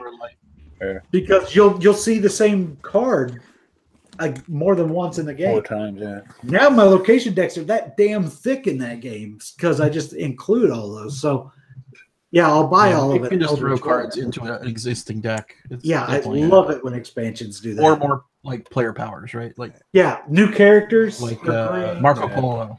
Yeah, I'd pick that one up. But when it makes the game where you have to relearn how to play the game. Yeah, I agree with you. Yeah, the expansions I really love are, if a game is really, especially thematic games, if they're really dependent on content, you need new content. Like Mansions of Madness, for example. You play those scenarios. Some of them are amazing, and some of them are pretty shitty, right? So I'm always looking for that next great content that plugs into that system because the system is solid itself. But when you have a game, where they're changing rules and stuff, then it's like, well, was the game not good enough? Maybe you should just be doing a different game. And then a lot of times you're sometimes playing with new players, and you're like, well, the game's hard enough to teach. Now I have to throw 5 expansions on you. Yeah, that's why I end up not using. Just play vanilla. Huh? It's like I always go back to vanilla for almost 90% of my gaming, even though I've got the expansions in the box. Yeah, other things that are great with expansions are things like Imperial Settlers, 51st State, Mysterium that just adds more of the same. Yeah, more cards. Stuff. More variables, more cards, things like that. But when you start throwing in, just module, and just make the one game that much bigger, or makes the game take a lot longer, I don't care for those expansions as much. Yeah. Keith, did you play the new Century Spice Road? Yeah, I did. I only played with myself to learn how to play it. What was the new one? Trade something? Eastern Wonders. Eastern Wonders. Yeah, I've only played Golem, but I like Golem. Oh, Golem. It's played complete. Golem like it was my job. Mm-hmm. Well, Golem is Spice Road, so it's the same thing. But the Eastern Wonders is neat. It's got a lot more potential for people to AP it up when they play it. And then there's the combo game where you play with both games together.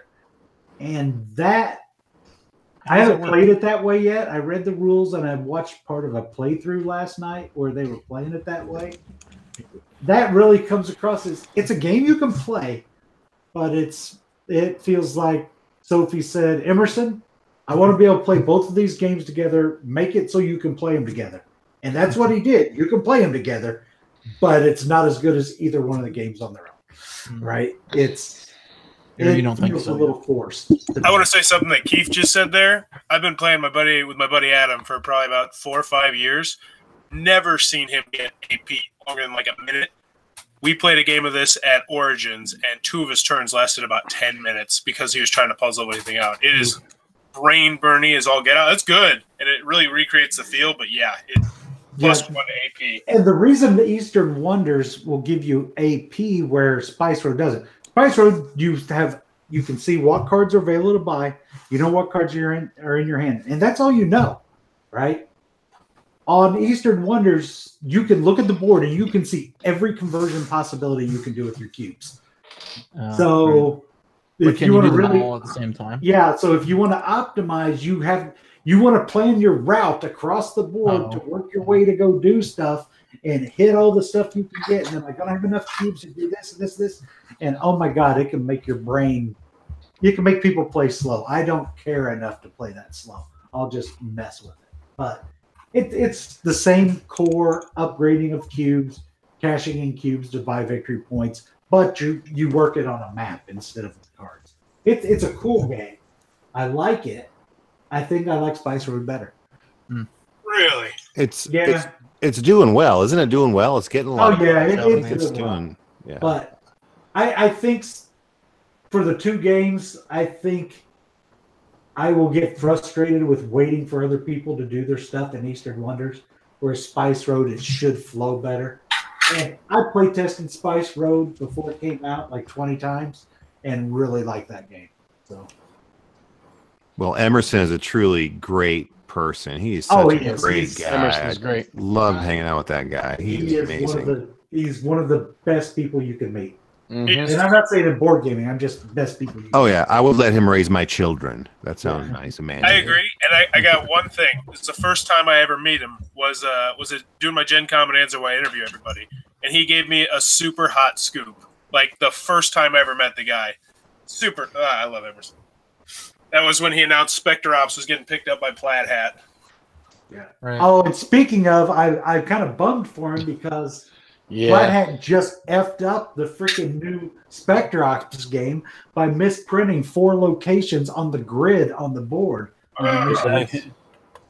Wait, they reprinted it? It basically makes the expansion unplayable. It's a new game. It's a new game with like some new stuff in it, but the board, like for the coordinates, are mislabeled on the board. Oh, yeah, on that's a hidden problem or something. In a game where you're hidden movement, you have to have the coordinates correct, or else.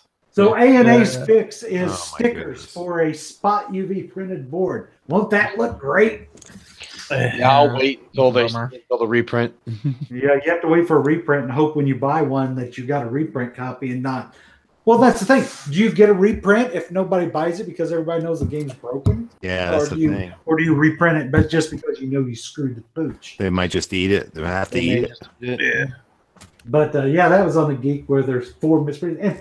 And how do you screw that up? How do you not, when you get your board, to go 1, 2, 3, 4, 5 when you're counting the numbers across? When you look at something like 100 times, you just like get blind to it, you know? Yeah, you assume it's going to be perfect. That's got to be what it could even be the case where it was proofed, but then somebody used the old version or something. Yeah. That's what happens. The versioning errors, man. That's what kills you usually. Mm-hmm. But you don't catch it before you release and ship the game to customers. So that's pretty painful. There's always a final proofing, like when they're ready to send the files to print, and that's when you have to look at the files that are being sent and make sure that an older file version wasn't used. But again, you're staring at hundreds of files over and over again. It's easy for something like that to just completely do it. It's not the worst game board misprint I've ever seen. That still belongs to Police Precinct, where East and West were reversed. Yeah. Oh man, that's brutal.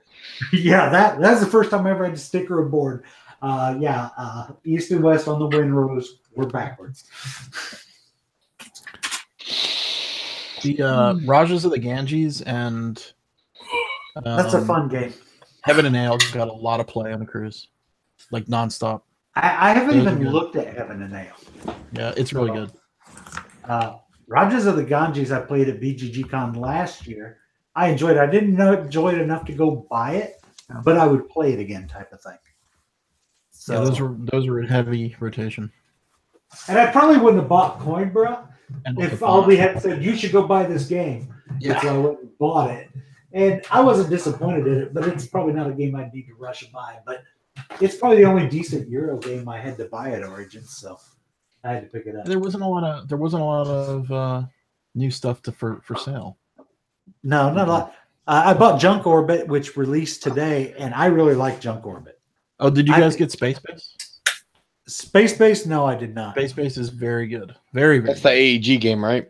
It is really fun. Yeah, it's an AEG, sort of a tribute, or inspired by Machi Koro. Mm-hmm. But you have 2 engines. There's an engine that activates on your turn, and then there's an engine that activates on everyone else's turn, which is really cool. It's fun. And it's quick. I'm trying to figure out what turned me off of that. And I know why I never even looked at the game, because it's got a boring, crappy looking cover. I look at that game and it's just generic cartoon art that says Space Base, and it doesn't inspire me at all. Yeah, I'm not sure what you could change that, but yeah, I don't know. It's just one of those things. Cool. Shelf presence matters, and that box doesn't look. It's just fun to see all your spaceships sitting there, kind of like doing stuff when you roll the dice. I don't know. Well, that's one that if I saw it in person, I might be attracted to it. But seeing it on a shelf, I would just walk right by it. Yeah, I can see what you're saying. And like, I'll give I'll tell you, I really enjoy junk over it for a quick pick up and deliver, but I hate the presentation of that game. In the big tube. And if nobody's seen it, I'm going to grab it so I can say, because it's not on my shelf behind me, because it doesn't fit on your shelf. Oh my! Yeah. Because it is a stupid tube with loose tiles in it. Okay. It's you build your board, but Take your choice. It's a very cool little game. I like the mechanism. Was the tube used in gameplay at all? No, no, not at all. There's no reason for this other than just to be annoying and piss off retailers, really, because they hate it. Is it Renegade? It looks like Renegade game. Yeah, Renegade. Unless you're going to build a tower of them, it's a pain in the butt. It doesn't fit on shelves anywhere, so it's sitting on top of my Gloomhaven. I imagine the case quantities are weird too, because you probably only pack a couple of those in a standard size box. Yeah, you probably fit you might, but it won't be a standard size box because you probably fit 8 in a standard size box or something. Is it you think it could be a mass market game, or is that a gamer's game? What is it? It's a pick up and deliver game, and so you've got at least 3 celestial bodies. You've got Earth, the Moon, and Mars. And then around each one, you've got basically locations at each one. So on Earth, it's city names, and on the Moon, it's areas of the Moon, and on Mars, it's areas of Mars. And then you've got junk that you're picking up and trying to deliver. And the junk has to be delivered to specific cities or locations, whatever you want to call it. And you've got your little spaceship, and each spaceship has a power that lets it do something to break a rule. But the basic mechanic in the game is you're trying to deliver your junk by either launching your junk onto the location it needs to go to, or your ship ends its turn on a location, and then you can deliver any junk that's destined for that location. The trick is to move, you always launch junk. So on your turn, you're going to launch junk out of your ship. And say you launch a junk with a value of 4. It moves 4 spaces. Then your ship goes 4 spaces in the opposite direction. And wherever you end up, you pick up whatever junk's there. So there could be multiple junk piled up to get you a big store of junk. But you're trying to deliver by both landing the stuff you're launching on a destination to score it as points and land your ship on something to do it. And so you've got that, I'm going to launch stuff this way and I'm going to move my ship this way. And so you can kind of do 2 things at once, which I think is really cool. And if you hit other ships with your junk, it'll make them drop some junk so you can go get it. But things that break the rules, I want to hit Keith with my junk. Yeah, don't hit with your junk. But you might be able to deliver to the 2 locations. Forrest is getting hot with this conversation. But that's the basics of the game. It's that simple. And it's a very quick-paced pick-up and deliver game. I really dig it. I meant to try it with you before Origins ended, but I guess we never got around to it. No, I finished all the rest of those unlocks you gave me. Yeah, I really liked the. I think I liked the Wizard of Oz the best. Did you? I thought the Wizard of Oz was okay. There are a couple things that were like, I don't know. We definitely took a liberal amount of hints on that one. Yeah, we took more hints than I wanted to, but we were stuck. My problem with the Wizard of Oz was there were a lot of things that gave you false hints, and I ended up pulling cards I shouldn't have had because I thought I saw something and nothing told me I was wrong, and I ended up with a card at the wrong time. Yeah, which really got we've done that a couple times. That's the one drawback of that game where you kind of add numbers and you get a number and it. Yeah, you can even do the math wrong. It's sometimes they'll zonk you, right? And you'll take a penalty, but sometimes you'll just get a wrong card. Yeah, which I wish they could figure that out, but I'm not too picky about those. But it did have good puzzles in it, and I like the way you kind of chained between it. And if you really know the Wizard of Oz, it really helps. Yeah, that would help as well. Which is cool because I haven't thought about the Wizard of Oz in decades. I thought the Western was the easiest of the 3. Yeah, I think so too. And even though it was rated the second, and the first one was cute, it was fun, except for the final part screwed with me, and I was like, and once you figured it out, I'm like, oh son of a bitch, But I can't even talk about it because it'd spoil it, but you'll know what I'm talking about. Because there was some funny jokes. It's a very end puzzle in that one though that screwed me up, and so I'll have to mention it off air.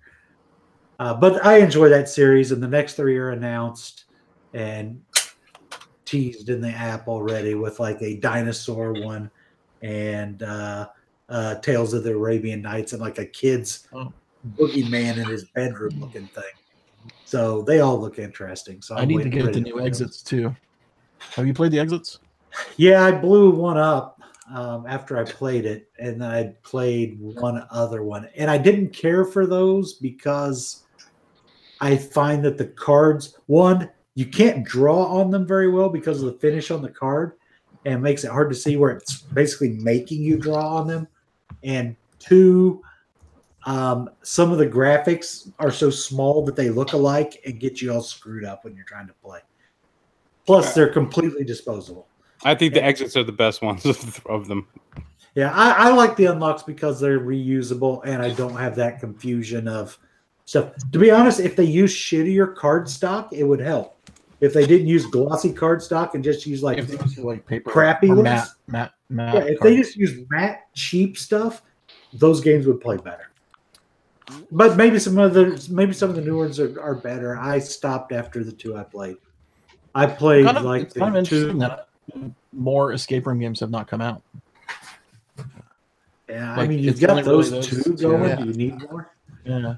I played the Secret Lab and I loved it. We had a great time playing that, but I haven't played another one since. It's the Deckscape ones are actually pretty interesting too. Yeah, but that's what I'm saying. I think I like the exit and then Deckscape and then unlock.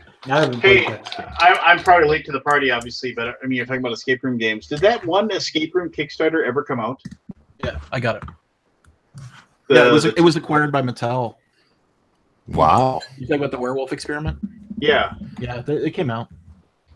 And then Mattel picked it up. Had it come out, like if it came out the day they announced it, you know what I mean? Like they were 2 years after all the other escape room games came out. So it was really kind of underwhelming. Right? There was like one or two cool things in there, but everybody had bypassed them like technologically. Even though they had like physical locks and stuff in the box, you know, like padlocks and other things, like very much physical things. Yeah, I was always wondering how the quality control, how they would be able to handle that and make sure that almost like Kurt Michelle actually. Like she literally could have gotten hurt, seriously. The way it was packaged. Well, you want me to spoil it? Well, I played it, so you can't really spoil a game that I've already played. Well, I'm talking about everybody else. Okay, whatever. There's a thing you open, and those coiled snakes come out. Yeah. The trick snakes, and it's highly compressed. Spring snake, and it was super compressed, and it popped in her, and it hit her in the forehead, and like if it hit her in the eye. She would have, she wears contacts and stuff. That definitely could have caused some damage. You would own Mattel. I mean, it was hyper compressed. I mean, it was like it shot out like a bullet. Dude, she should contact an attorney. No, but I'm just saying, had it been an inch lower, hit her in the eye. Yeah, it could poked her in the eye. Come on, I had an attorney with a spring. Yeah, I know she's an attorney. It was a little too strong of a spring. Which I'm sure Mattel's won't have. Is Plan B sent anything for Gen Con yet for you guys? Sagrado, right? I mean, no, sorry, that's Azul. Yeah, I saw that whole thing. Daryl seemed pretty upset about. But I meant for the Gen Con list. Yeah, I was going to say something about that. I don't know the whole story, and maybe there's more to it. But I mean. And I get it. Daryl's a friend, and I don't want him to be upset. But maybe there's more to the story that I'm not aware of. But I mean, why not just be happy that you made a game that was so good that somebody else wanted to ride the coattails of it, and just maybe I'm just crazy to have. I mean, there could be potential that it screws with a potential sequel he wanted to do or something. I don't know, but I mean, yeah, it obviously upset him, and I can see where he comes from, but. Just the theme, though, wasn't it just the stained glass theme that the the theme. Yeah, I mean, supposedly there's more to it, but he can't really talk about it or something. But here's my deal: is that it's just like, and once again, speaking as a person who has no idea what's going on, it's kind of like, yeah, people piggyback on that shit all the time. I mean, it's like, oh, it's popular. Well, let's make another Cthulhu game, or let's make another game about farming, or let's make another game about this. It's just did Donald X grouse about deck builders publicly? No, but he did get Jay to buy that other deck builder that was going to come out and then bury it for 3 years, so it wouldn't be published at the same time. The Arctic one, yeah. Yeah. I wish that had come out earlier. It was really good. It was a good one. Yeah. I always thought that was. I mean, I think there's so much crowded space now. There's going to have to be overlaps and stuff, right? Yeah, I mean, people copy mechanisms and themes all the time.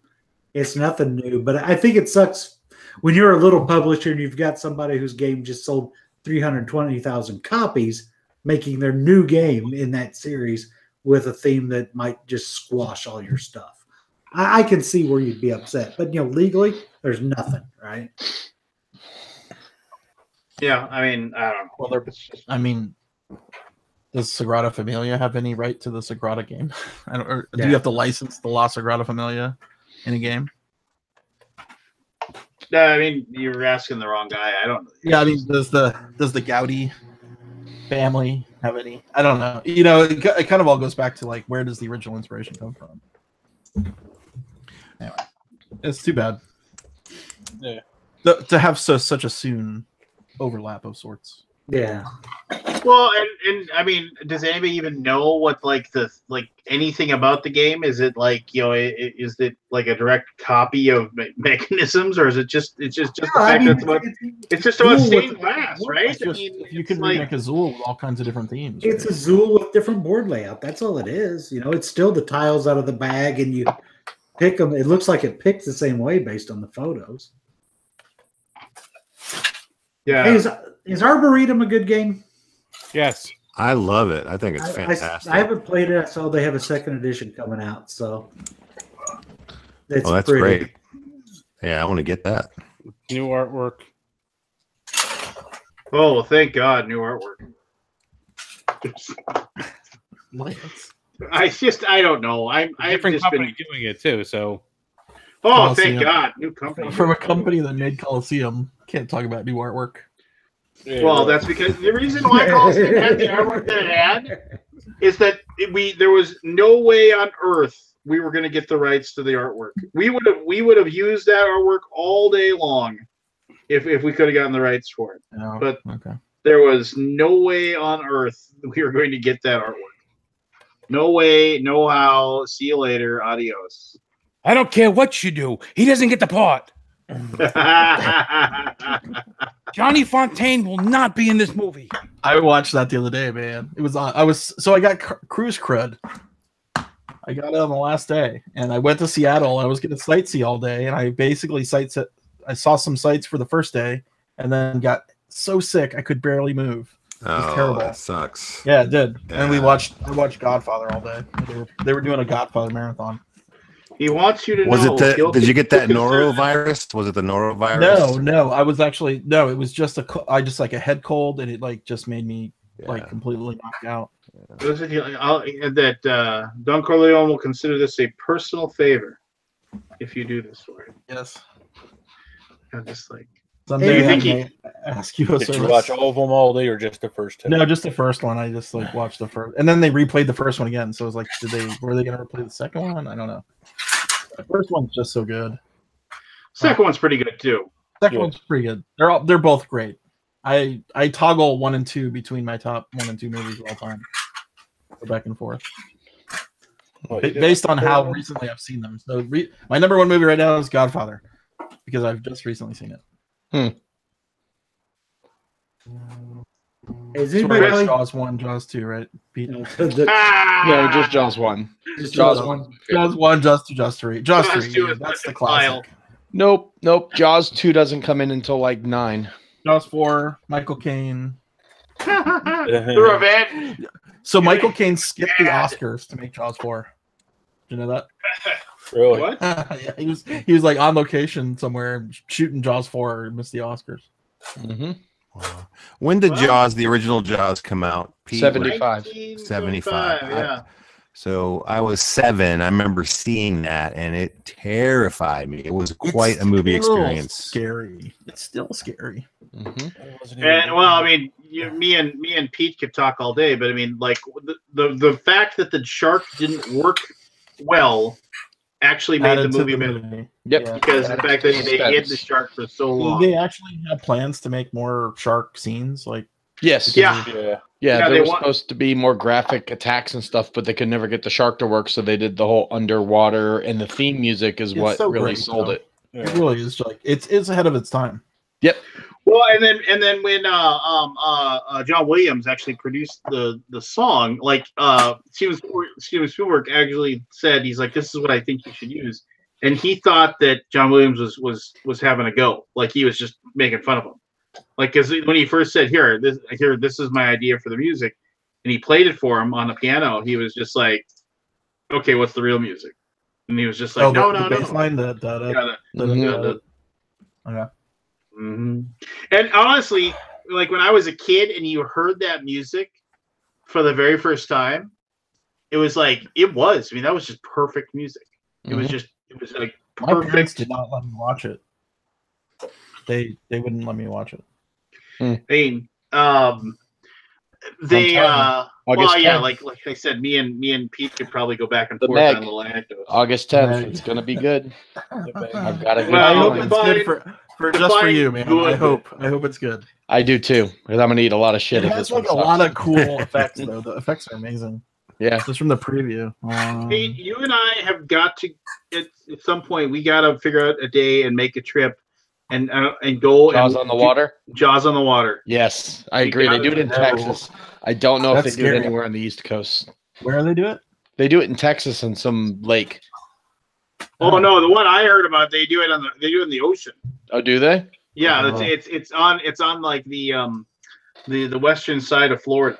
So like it's in like and you go in the Gulf and you get into your little they put a big thing up on the beach, and you go out on the water in your little tubes, and you sit there and you your feet dangle in the water.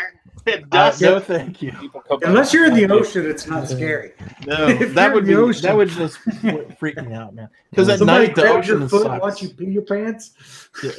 Night ocean sucks. And also the thing about that is that that's when sharks actually at dusk. That's when they go hunting. Don't they like actually have divers that come around and like grab your feet? Yeah, they swim around and they'll tug on your toe and stuff like that. If it's hanging out. Yeah, many deuces would be dropped if I was doing that. Yeah, but just what a. And how about if a shark actually did show up and you're like, okay, quit tugging on my toe, funny guy. Take the cardboard fin off. Hey, have you seen the? If the shark's going to attack you, you're not going to see the fin. Mm-hmm. Yeah. Have you seen the Steam game Raft? Yes, yeah. I'm thinking about getting it actually. Yeah, it's only like $20. I guess. The big complaint about it is they say it doesn't have a lot of play time. Like you'll kind of burn through it quickly, but it looks pretty cool. If for those people, you can go check it on Steam. It's like $20, and you're on a raft in the middle of the ocean, and it's kind of Minecrafty. Like you'll see like there's like flotsam and jetsam and stuff like that you'll create a hook that you'll throw and you'll grab stuff and pull it, and like you'll use planks and plastic and stuff like that to build your raft up. But there's a shark. That's like this big, huge, great white shark. That's sharks. Yeah, ripping up and chewing up your raft as you go along. And so, like, you'll dive in the water to get something, but you'll get eaten. You can build a shark head helmet. Yeah, where your face is. It looks pretty cool. Mouth. Yeah, I'm actually excited about Maneater too. They announced Maneater at E3 this year, and Maneater looks like it's going to be a cool game. Maneater? Yeah, you get to play as the shark, and you just terrorize the beaches. There was like a little mobile game where you were the shark, where you tilted it back and forth. Yep, Hungry Sharks. Yeah, that wasn't horrible. Right on. Hungry Shark. Oh yeah, it was Hungry Sharks, a classic. I've got about 14 shark games on Steam. There's all kinds of good stuff. Wasn't there a recent one? It was on my son had it on his iPad. And Hungry Sharks is a mobile app too. But this one, you tilted the thing back and forth, and like you could dive down and like you'd eat other things and grow bigger. And yep, you'd level up, and as you level up, new sharks are unlocked. They need to make a PUBG Battleground with just sharks. PUBG Battleground is dying though. They already have it. It's such a terrible. Oh, really? Depth, you play as either the diver or a shark, and there's like 8 divers and 1 shark in each match. And the divers have to kill the shark, and the shark just goes around and hunts and kills the divers, and it's like a team death. Why are you talking about your game that came out at Gen Con last year? It's very similar, actually. No, Depth is really cool, and they're coming out with Hungry Sharks in VR too, where you can play as the shark in virtual reality, which I'm definitely going to get when it comes out. All right, so Aldi, like you were a big PUBG, you thought it was cool, but now it's like it's dying. It's a mystery, right? I mean, I guess it isn't a mystery. It's Fortnite did a better job. I mean, I played Fortnite. I mean, just me personally, I don't get Fortnite, like why it's popular.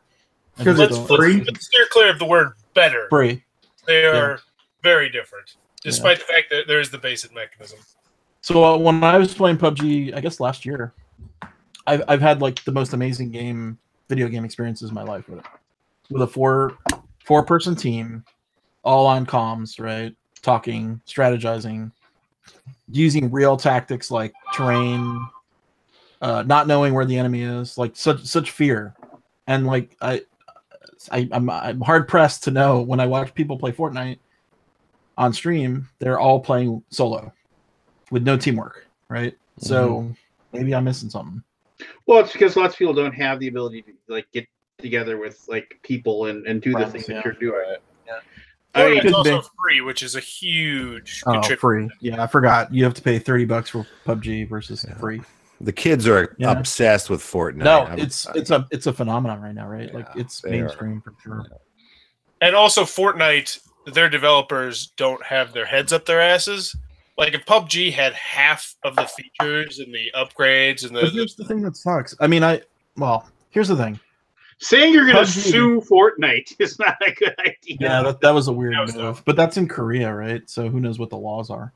But as a developer that licenses an engine and you pay like millions of dollars to a company, and then to see them come out with a competing product, that's super depressing. That beats you. Yeah. You're like, so when you license an engine from a company, I'm speaking from experience here. You write them emails and you talk and you have phone calls with them daily. Like if you have problems or trying to solve problems or technological issues, you're back and forth with them like all day because you literally have paid millions, right? Contract to license these engines, and would be super weird. And like I just spent years making this game, and then you came out with another game that's really similar, if not a complete exact copy. And you do better.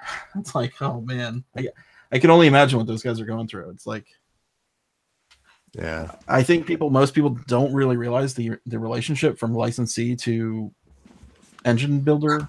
Who knows? I'm out of the industry 20 years, so I don't know. But like back in the day, we licensed Quake Engine, and we would talk with John Carmack and stuff, and talk about problems. Ooh, hey, look at the name dropper. But that's what the way it used to be. I don't know if that's still the way. But that doesn't matter. What the matter is that nowadays you get tried in the court of public opinion, and like so when you do something like that, and you're like, oh, so you're going to sue them because the game is like the other one. I mean, that's what the people see, and that's what people care about. They think that PUBG is being a-holes.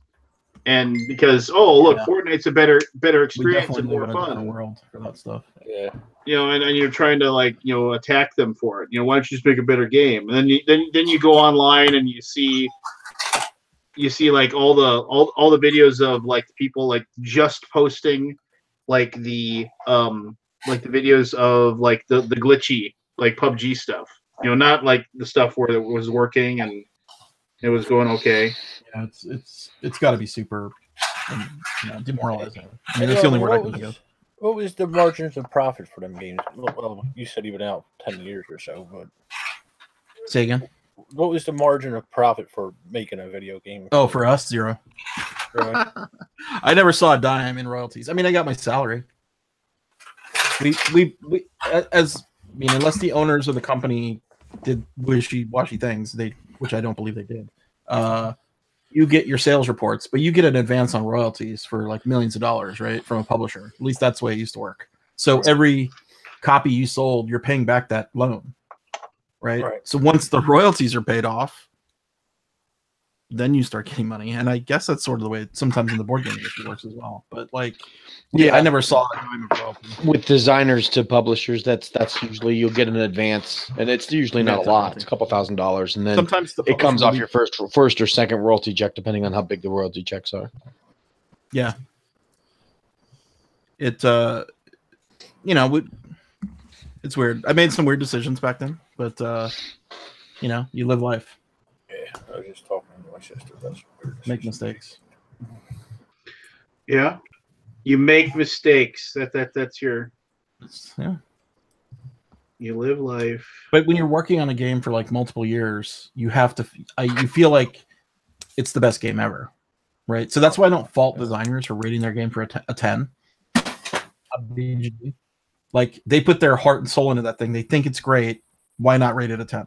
It's a great game to you. And I know a lot of people get a lot of blowback for that. But when I worked on Sin, we thought it was awesome. We were like, really super excited to show it to the world. Came out, was out for 2 weeks. It was really great. Then Half-Life comes out. And, like we just got forgotten. So.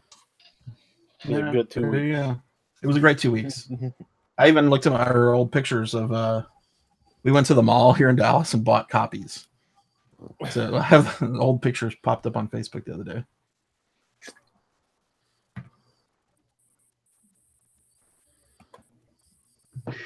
Dang it. Anyway, I'm sure the board game world is exactly the same. It's got a lot of similarities.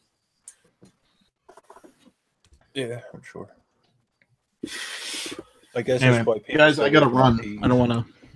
I'm headed to bed myself, folks. Yeah, me too. 12:30. My just to let you know, my guy, one of my really good friends, guy I've known since I was 5. His younger brother made it to the final table at a $3,000 limit hold'em. He finished 3rd. For World Series.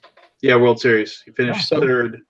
So next week, just so I can prepare, cashed in for 62 grand. For the week after our Gen Con preview. Yeah, 2 weeks from now. Let's do our giant,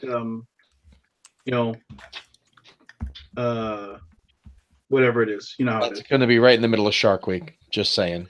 He's just saying. Oh, jeez, have it on in the background. You'll be okay. All right. But yeah, just good times had by all. Thanks, Aldi, for hanging out with us. No, I didn't mean to end it, guys. I was just like, Chad is waiting for me to do some stuff. So I bet that's 12:30 my time. I'm gonna jet too. Thanks for the show. See you all next week.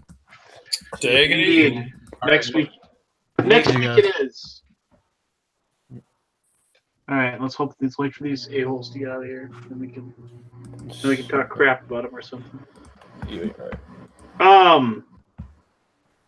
So, this is kind of Gen Con-y, but I was just wondering, is there anything anybody's? Like, I think we kind of talked about this, but I mean, is there anything anybody's really excited for at Gen Con? Like, gotta make sure I get a copy. No. Nope.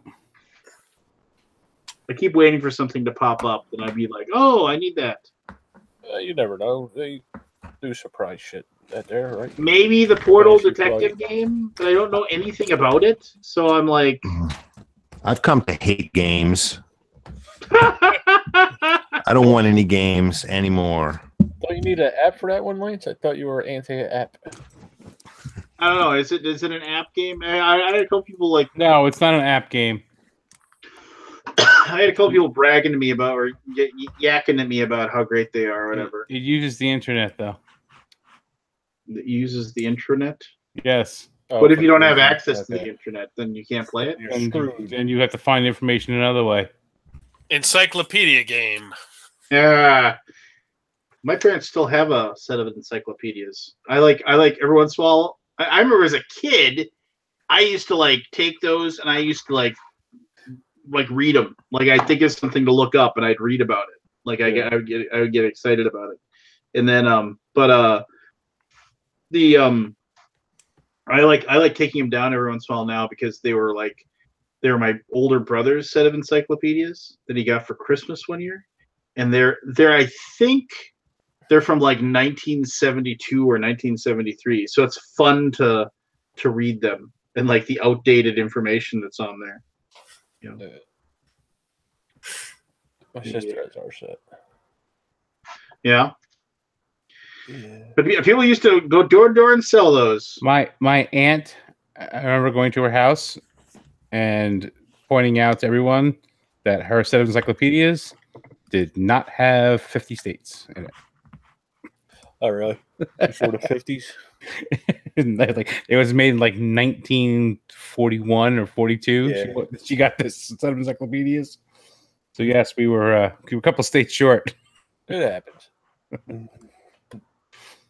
Well, we hadn't gone and taken over Hawaii yet, so you know how it is.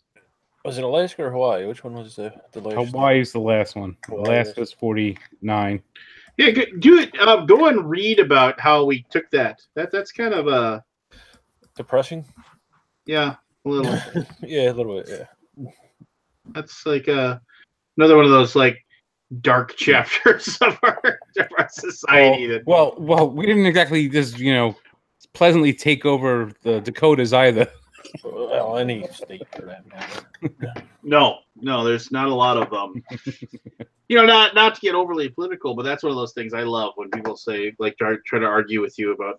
It's like, oh yes, the United States, a nation of the stealers of land, and you're just kind of like, ugh. If you go far back enough in anybody's society, you're going to find crummy stuff. Fine, we're awful. I'll just go dig a hole somewhere and bury myself in it because I was born here. Yeah. Pennsylvania was bought out square and fair. There will not be loved William Penn. No, so yeah, you don't even like games anymore. Is that my understanding? You don't like games. No, I hate them. They cause me nothing but pain and agony. I haven't played one in 6 months. The process of publishing or what? All of it. No, I'm just joking with you. I just don't. I don't play. Seriously though, I don't play as many games as I used to. Can you? I mean, can you do it without the publisher eye? Can you just enjoy a game anymore? I think that's part of it. But there's just so many games all the time now, and I just don't feel like I want to keep up anymore. Yeah. I'd rather play older stuff that I really love and work on new things, that I want to do myself. Older stuff that you know the rules to, so you don't have to. I have reached a point now where it's like I am so sick of reading rules. I just Forrest, what about you? Yeah, the rules. But like one thing for me is I have a nice mixture right now because all those games that I've been moving back and forth, I try and mix it up. So it's like I'll get a new game in the mail, I'll play that, and then I'll play something super old which has like 2 pages of rules. It's written on the inside of the box lid. Oh, the glory years. Yeah, but there's definitely rule book burnout. I've noticed that myself. I'll get a game like lately. My big thing when I've been angry is like when people send me a game, I'll say to them, "Please send me printed rules." I'll say that to them like 1,000 times. Send me a printed rule book. I don't like reading rules off of screen. I don't like doing it. If I can avoid it, I do it. I give me a piece of paper. Lance, people who design games don't think of that either. What? When they send prototypes to be evaluated, and you tell them, please include a printed copy of your latest rules with it. I concur. I agree with Lance on that one. That's super annoying. You gotta get the tablet out and be doing that. Well, and then it's always some it's just not. They don't really well rule. They don't send you printed rules. What? No, it's just like because it's like, oh yeah, well it's our this is our whatever rule book that we're still mishmashing together. Just like this is our work in progress English rule book. And like you're dealing with something, which fine. They speak way better English than I do. Greek or whatever, So I'm not going to complain as far as that goes. But it's a real pain in the. I just want a piece of paper. I want something that I can just pick up and like go, what am I doing here? And look at it that way. Then have to like search for and like try to read a PDF and thumbing through a tablet and trying to figure that stuff out. It's just, I don't know. It's just having really to stop and print it out yourself. Oh, I hate that. Well, why are you doing this though? I don't understand. Like, why are you? Because Forrest and I do Kickstarter videos. Oh, right. So, it's just. But even then, they should be sending you something that's together, man. That's like. But yeah, it's the same thing though with people who have been submitting stuff to us for evaluation, for publishing. It's like, hey, got the game. Looks good. Where are the rules? Oh, I'll email them over to you. Can't you say, look, for me to review it, I need this, and this, like basics. I do say that. Like, please give me your printed rules. And but a lot of them are like, oh, well, we're still working on our rule book now, or it's just like, we don't have the translation done yet, or, and it's just, which is fine. I can print it off myself, but it's just an added step, and like. A while ago, sometimes people are like, "Oh, it'll cost me a lot of money to send it to you. Can't you just, do a print and play?" And I'm like, "Well, that's not going to happen." I did one print and play. Do you Tabletopia? Never again. Did you Tabletopia? Ugh. I played some games on Tabletopia. They're not bad. It's it definitely is something where you have to you have to set up a time with the person that knows how to play. Exactly. That's what the whole thing is. And I want to play stuff a few times with different player counts also and different people. Yeah. How far out do people have to book with you guys for Kickstarters? It depends on the person. Yeah, it really depends. Like me, how long would it take? For you, I do it, and you just tomorrow. You have it out tomorrow for you. Yeah. To send them the file. I have it for you Tuesday. Well, I don't have the printed rules. I'll have to. You fax son them. of a bitch! I'll fax them to you.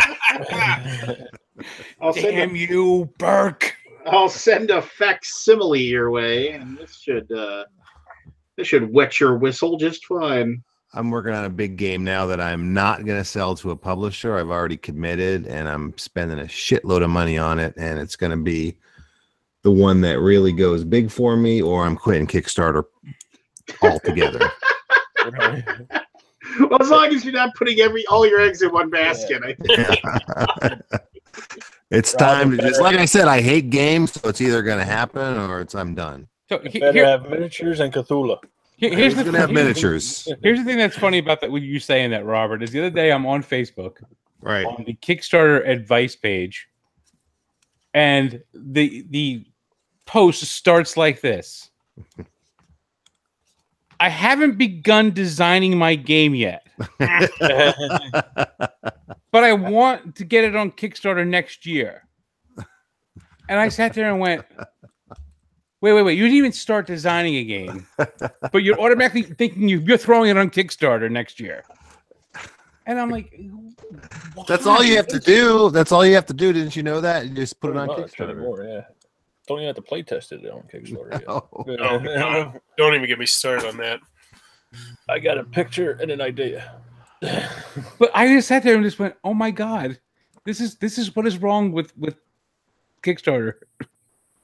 It wasn't even like someone who's done it before and they're like going to do another game. No, this person just decided that they were going to make a game that they didn't even start yet, but they were looking for Kickstarter advice already. And I was like, yeah, right, well, make the game. But the thing is, there's so many people who want to be want their game on Kickstarter who really have no idea that they actually want to be a publisher. Yeah. And that's why you see these companies that have 8 Kickstarter campaigns and it's all the same game. Right. A second printing. Do it. I mean, I did that. I made a 500 print run copy of my game, and I was like, nope, not for me. It's a lot of work.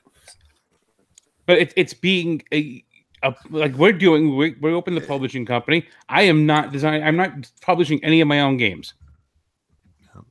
And it's gotten so toxic too. Like you were joking about earlier with toxic Kickstarter backers who think they deserve everything and have to have things for $1 and whatnot. And I know a publisher who's he quit. He gave up. He's out of the business. He's like day trading now. It's a publisher you guys know too, probably. And I think I know. He's done. What you're talking about. Yeah. Yeah. Who is it? Was the Kickstarter toxic stuff? He just couldn't take it anymore. He didn't want to deal with it anymore. Forrest, you know who it is. We're not saying who it is, but you know who they are. Can you type it in the Diggly Doos? Diggly Doo. Do people not see if we enter the chat in Google? If you type in the chat in the Google Hangout chat on the side. I'll make my guess here. Right. The group chat. Yeah, that's who it is. Yeah. Yeah, I mean, somebody who's like a really good guy, but he literally had a nervous breakdown, like dealing with people basically like hunting him down and just like being dicks, tearing him apart, and whatever. That really sucks. Yeah. Yeah. I unplugged from all the social media basically 3-4 months ago. Best thing. Yeah, we were happy when you did. I think now there's companies that are really starting to fill the gaps now, though, and it's making it a lot easier. Like I've been using Quartermaster Logistics for all the fulfillment services, and they'll hook up with Backer Kit now, and like a lot of the work I used to have to do, I don't have to do anymore. I mean, you got to pay for it to get done, but they're just so professional. I mean, we're getting really professional, like third-party businesses in place now that make it much more viable than it used to be, or at least a lot less stressful. I'll say this: QML, TMG uses them, and those guys are efficient. Fantastic. They are kick ass. They're kick ass. And because they are like a little like part of the Cool Stuff Incorporated group, man, does that make like everybody who knows that Fern is like the biggest thief. Like the union money you have to spend for like Fern to do stuff, and they are the union that like pretty much every convention center uses. So if you've ever been to a convention and you got to use the union guys, the union guys to get your stuff. So so you can drive your stuff to the loading dock. You can and you could like walk it all yourself back and forth. But if you have stuff shipped to the loading dock and you then like, it doesn't matter if it's like 10 feet away from the loading dock your booth is, or all the way to the other side, we delivered 6 boxes, that'll be $3,000. It's just because it's union, it's what you have to pay. That's awesome. Yeah, so there's ways to get around it though. One of the ways you get around it is like QML, because Cool Stuff Inc. is at like almost every single place, and because of the fact that like they can't stop like a competing company from bringing in their own, they can't tell you can't go out to your truck and grab stuff and bring it back, but they're basically counting on the fact that you have so much stuff, you don't have 20 employees there and whatever to move your stuff. So they're also not counting on you having big trucks that have dollies and lift dollies and things like that you can do. But Cool Stuff does, because they're big enough to do that. Yeah. So like you get around, and they don't charge you $1 billion to do it because they have the employees. It's just like it is a pretty sweet deal. We have no complaints at all about QML. They've handled. You guys are using them exclusively now for all your fulfillment. Pretty much. The only thing we don't use it for is like overseas stuff. Like obviously because they don't. But I use them for that too. They coordinate all that for me. I don't have to worry about a thing. It's making it much easier for me. I love those guys. Michael's got his weird business partners that he's, made in back alley opium dens in Thailand or whatever. So. Right, sausage vendors and whatnot. Yeah. I just checked the chat, the YouTube chat, and they're all commenting on Lance your do-rag comb over. Oh.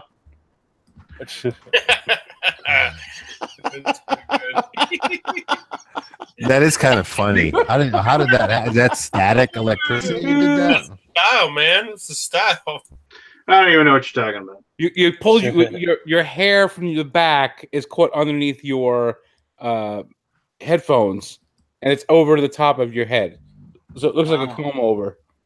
Well, it's hard work looking this damn sexy. That's all I gotta say.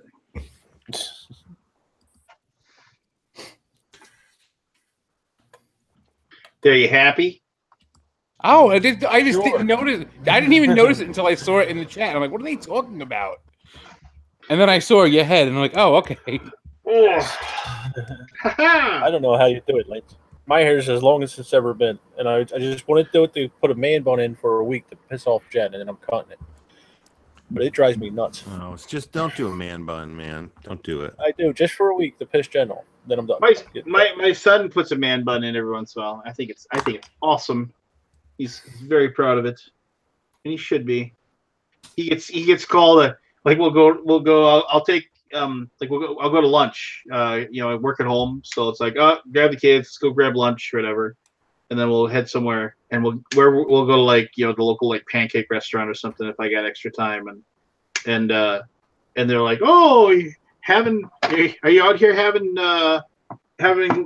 lunch with your daughters? And I watch my 6-year-old son just I'm a boy, literally mad. And this one woman said, oh, yeah, it's well, it's just because you're so beautiful. I thought you were a girl. And he's like, boys can't be beautiful. It's Dude, I gotta tell you, as a teacher, that's one of the most awkward things that can happen.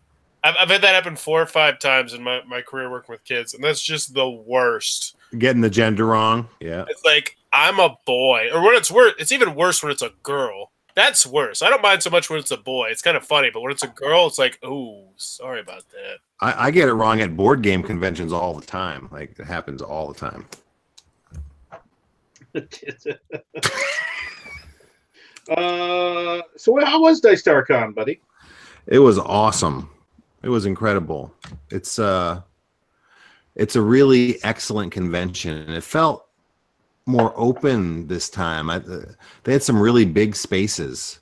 I think they had a lot more. I think they had the whole resort basically this time. So it's definitely expanded, and the registration was really smooth, and I loved all the people that were there. A lot of people that I only see at conventions. So I had a really great time. It just flew by. Did you have a bungalow again or no? Me? No, I stayed with my sister. I did end up crashing at Siebert's suite on his party night because it was Patrick Siebert's party night. Yeah. So you know how that goes, but it was fun. Did you bust out your even more horrible and dirty version of Cards Against Humanity again? Actually, we did. Yes, we did. Yeah, that's it's like a game for the first hour, and then everybody just starts digging through cards to find the worst possible thing that you wrote down. I didn't write them. Oh yeah, I'm sure. It's the only time I've ever played Cards Against Humanity and enjoyed myself. So. Well, that's saying something because they're even worse. That's also the night that I ordered that pizza, and it took 2 hours to get there, and Pete ended up staying up later because he was walking, and he was just I said, where are you going? And he's like, I'm gonna grab something to eat. I was like, I just ordered pizzas, I'm heading to Pete's party. We're going to Siebert's party. Come with. He's like, all right. It's we're an hour later. He's had a few beers. There's the pizza. You told me. Did you go to Boma with us last year? I don't remember if you went with us. Did you go? I think maybe. I don't know. We did that again this year. It's great. It's this African buffet restaurant at. Oh, I didn't go. But I heard you guys blather about it for a while. Yeah, it was fun. So we did that again, but it was good. They had a whole room now for vendors, so the vendors had their own space that could be closed off after hours and everything. So it was. Oh, and not the curtain of doom or whatever it was. Not the curtain. They didn't have the curtain anymore. They have a real actual room with lockable doors. So, but I think it's going to be there one more year, and then it goes somewhere bigger and better up the road. Yeah, was the vendor area larger this time? Oh yeah, it was huge, and it was full. There was lots of vendors there and cool stuff. I talked to Jerry, and he was like, we felt like we screwed up last year because we had so many ding and dent sales, and the vendors felt that took away from some of their sales. So this year they did very few of those ding and dents. And people complained about that too. Oh, did they? Yeah, I saw a few people say the ding and dent wasn't worth it. I heard Tom didn't even do the flea market this time. He didn't flea market his stuff this year. Oh, really? He did. But he did it at the Cool Stuff booth. Oh, that's right. Yeah, I know the vendors were very happy. I know all the vendors and all the publishers that had stuff for sale did very well. So everyone I talked to was happy with the sales. So that's very good too. The only thing bad about that hotel is the food options really suck and it's really expensive. Yeah, so, if you want to eat there, it's kind of BGG-Con-esque in a way, Yeah. Like, you can go to the hotel and get overpriced, horrible food. I had a salad one day. It was $25 for a salad. It's like, what? Are you serious? God. For a salad? That's like Forrest's entire lunch budget for Gen Con. It's crazy. That's not a lie. We went to the steakhouse there one night. That was like $80-something, but at least it was a steakhouse, and I expected it. But you don't expect, like, for a salad bar, it's one of those where they weigh it, and $25. Come on. Well, don't take half the salad bar, and you'd be fine, right? Yeah, and then they have that little food area in the hall where they sell just really shitty, horrible food, and that's way overpriced as well. So that's the only bad thing about it. It's almost like tepid pink lemonade. Yes. Oh, and then this year was different, which really sucked. Is the parking? They charged $10 every time you left and came back. You had to pay $10. What? Yeah. What was that? So the parking was $10 at the hotel if you're not staying at the hotel. So everybody that wasn't staying at the hotel, if they left and came back, they had to pay $10 every time they did that. Yeah, that would suck.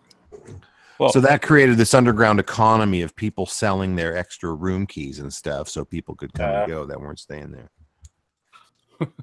That place actually has a free parking lot for the convention center.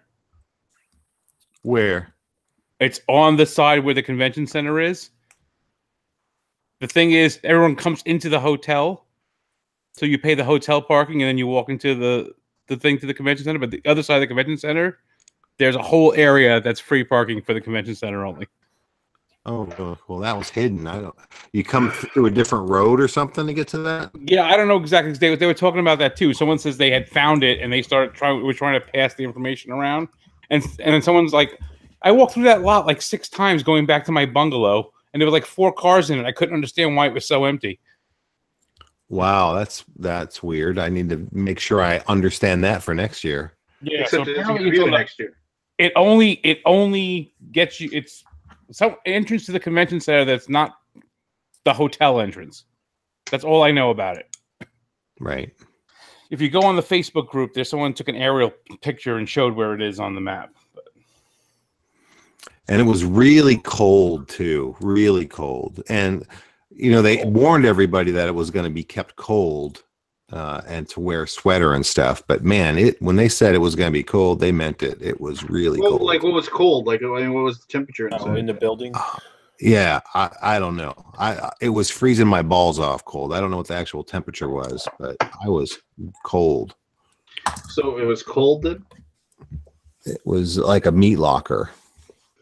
Which is better than having stinky, sweaty gamers, right? But it was. Well, you have to think that's the reason why. Maybe they were doing that. Which could be brilliant. It could be a brilliant strategy. We tend to be kind of a stinky society when it comes to that stuff. Yes. We're a stinky society. Well, I mean, that's just Speak for yourself. I'm not stinky. Well, no, you're not. But I mean, it's just I don't know. What is it about conventions that like we just get this mentality of it's like I'm just not gonna shower, and I'm not crazy here. I mean that's not right. that actually happens. It's like now that you say that, I didn't smell any bad body odor at Dice Tower Con at all. Well, there you go. Which is maybe it was the temperature they had it set. Hey, a frozen fish does not smell. That's true. That's exactly probably why they did it. Because you go to Gen Con, you can't avoid it. You're going to smell somebody. Somebody's going to walk by that's ripe. But I didn't smell anybody like that at Dice Tower Con this time. Yeah, they I mean, well, there you go. There's method to the madness, right? Yeah, maybe so. Go ahead. And the weather was beautiful. It was not like Florida hot, humid like you expect in July. It was like beautiful temperatures. It was perfect. Oh, and I fell in a hot tub. That was interesting. I never go there. You fell in a hot tub. Yeah, I drank a little too much one night, and everybody. No way, not you. There. Oh well, just one night, and I just went to get my feet wet in the hot tub. Everybody was just going to step in, and I had too much trouble with that for some reason, and fell in. So luckily, that wasn't captured on camera. So I just decided to stay in for a few hours and enjoyed it. Attaboy. Yeah. Make the best of it, Well, yeah. I mean, you just gotta roll with it, right? Yeah, man. Roll with the punches. Take what life gives you. They can't all be, they can't all be perfect as far as your days. I was gonna ask, how does Dice Tower Con? Is that like your best? Is that your favorite of the year? Yeah.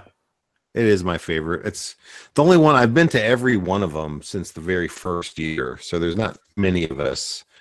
So that's one of the big reasons I think why I love it so much. And I know everybody that's there. Gen Con is just too crazy. I think I would love Origins. I've never been to Origins, but I know a lot of the people I love go there. And I've heard a lot of great things about Origins. BGG Con's probably second for me though. I think the Dice Tower Con and BGG Con are very similar. Yeah, the same kind of intimate feel. Yeah, kind of just everybody kind of. There's something to be said about like coming down the stairs, like at BGG Con, and like walking right over to a table and going to play games, and not having to, deal with any of the other, craziness. Yeah. So those are my favorite. Although I'm going to get to go to Essen for the first time this year. I got a game coming out there, so I'm excited about that. About the Essen? About the Essen. It's probably going to be crazy like Gen Con probably, but I need to go experience it. I've never been. Well, the only thing I've ever heard is anybody here that's listening. Well, Forrest, you went to Essen. Are you going to Essen?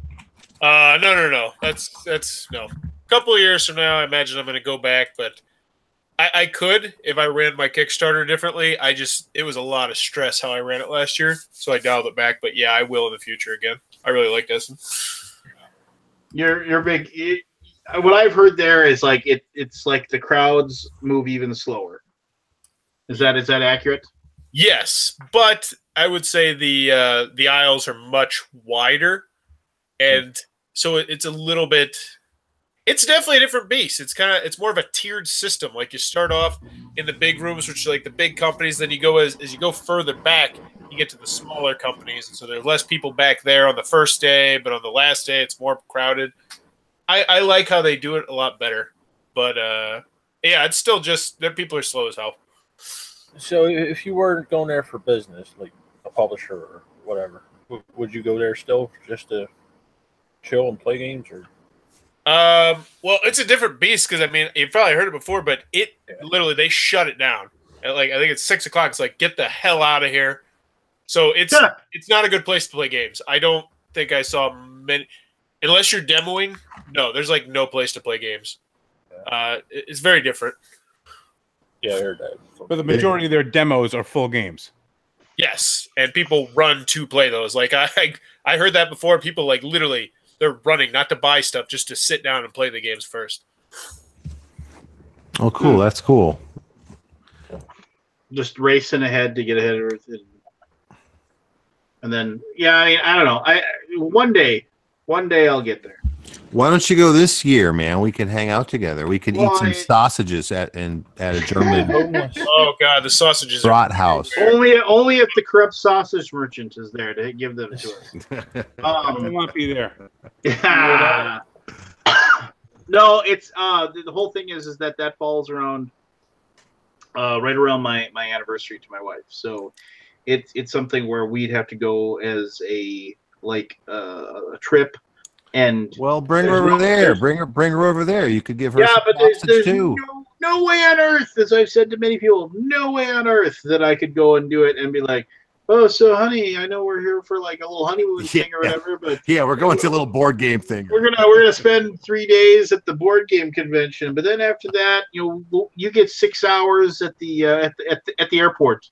Yeah. Everything else is 6. Wait. Lance, does your wife like sightseeing? Yeah. Like doing touristy kind of, stuff? sort of, not really. Oh, okay. So I was gonna say we can plan this to go for the year after, and I'll bring my wife, and then while we're at Essen, they can go look at churches and museums and stuff. Yeah, no, she'd be mad that I'm not with her. So, my wife is actually my wife's not good enough for her. Anthony, yes, that's exactly what I'm saying. Anthony, Lance's wife actually loves him. Why nobody will ever know. My wife is so mad that I did not take her. That she doesn't get. Yeah, she still brings it up to this day.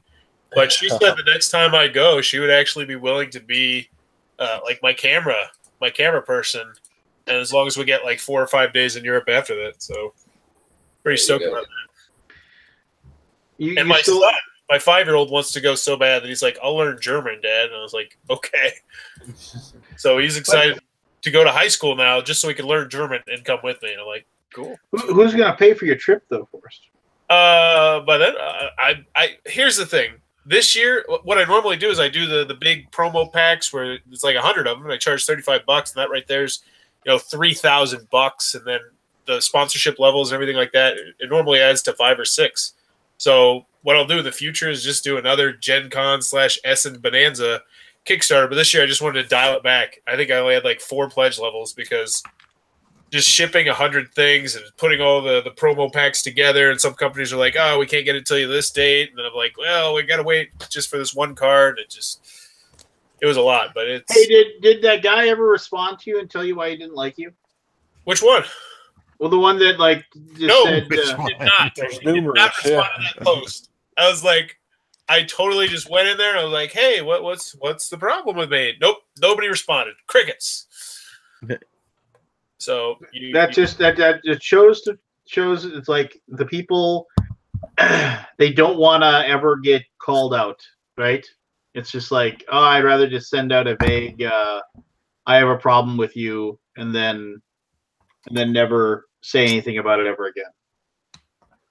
Yeah, God, people suck. They really can suck. Yes. God. Like there was a designer panel at Dice Tower Con, and the first couple comments on there like Eric Lang is cocky and all this just really you're gonna get on YouTube and just start slamming people that were it was absolutely ridiculous. I don't know how you guys do the YouTube thing. I don't know how you deal with it. Just you block and forget. You just I don't block, and I don't really care. I mean, that's the big thing. I don't care. Well, that's the thing. It's like, who are you? Why is it important? Like, why do you think your opinion is important? That you don't like this person, or it's just. But why do they feel the need to say that shit? Like, they realize. Don't they realize that's forever, right? They realize what they're putting out there is forever. Yeah, hopefully. But it's anonymous, Mine was actually about the Anita Sarkeesian thing. Oh, what happened with that? I'm dying to hear this. Oh, I just thought that it was kind of reverse sexism and treating her like a damsel in distress because Matt Fantastic and some other people are going to do this big hoopla thing to show support. And I was just like, isn't that kind of putting her in a damsel in distress position, thinking that you need to reach out to her to do that, as opposed to just, sending her an email and saying, hey, we support you. Gen Con support you. Most of these people are just asshats. Yeah, she could take care of herself, right? Is what you're saying. She's going to get paid a lot. She's the guest of honor.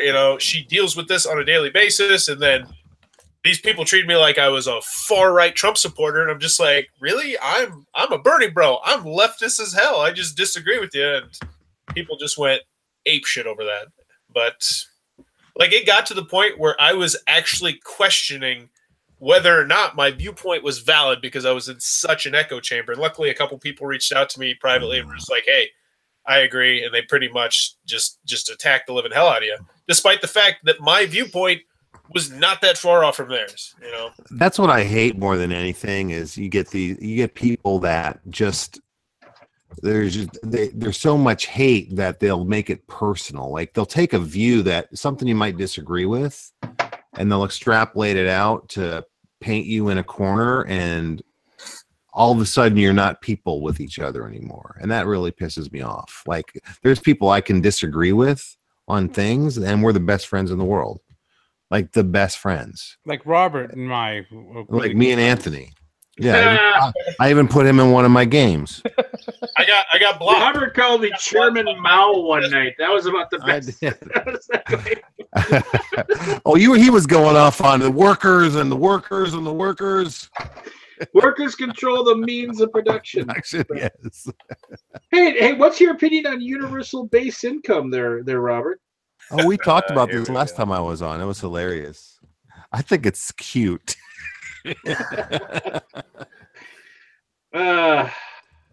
All right, I gotta get off for the night, guys. Nice chatting with you. You want to escape before universal base income is talked about? No, I gotta be up at 6 a.m. I gotta be up in 5 hours. You wouldn't have to if there was universal base income. I would not. Damn it, that'd be amazing. But there's not. So good night, gentlemen. Good night. See you later. And then there were four. Universal base income has some merits. I understand the idea behind it. I don't know. I'll leave it at that. Can we have universal base cost of living everywhere too? Well, that's just it. Yeah, so my house will cost the same as your house. Yeah.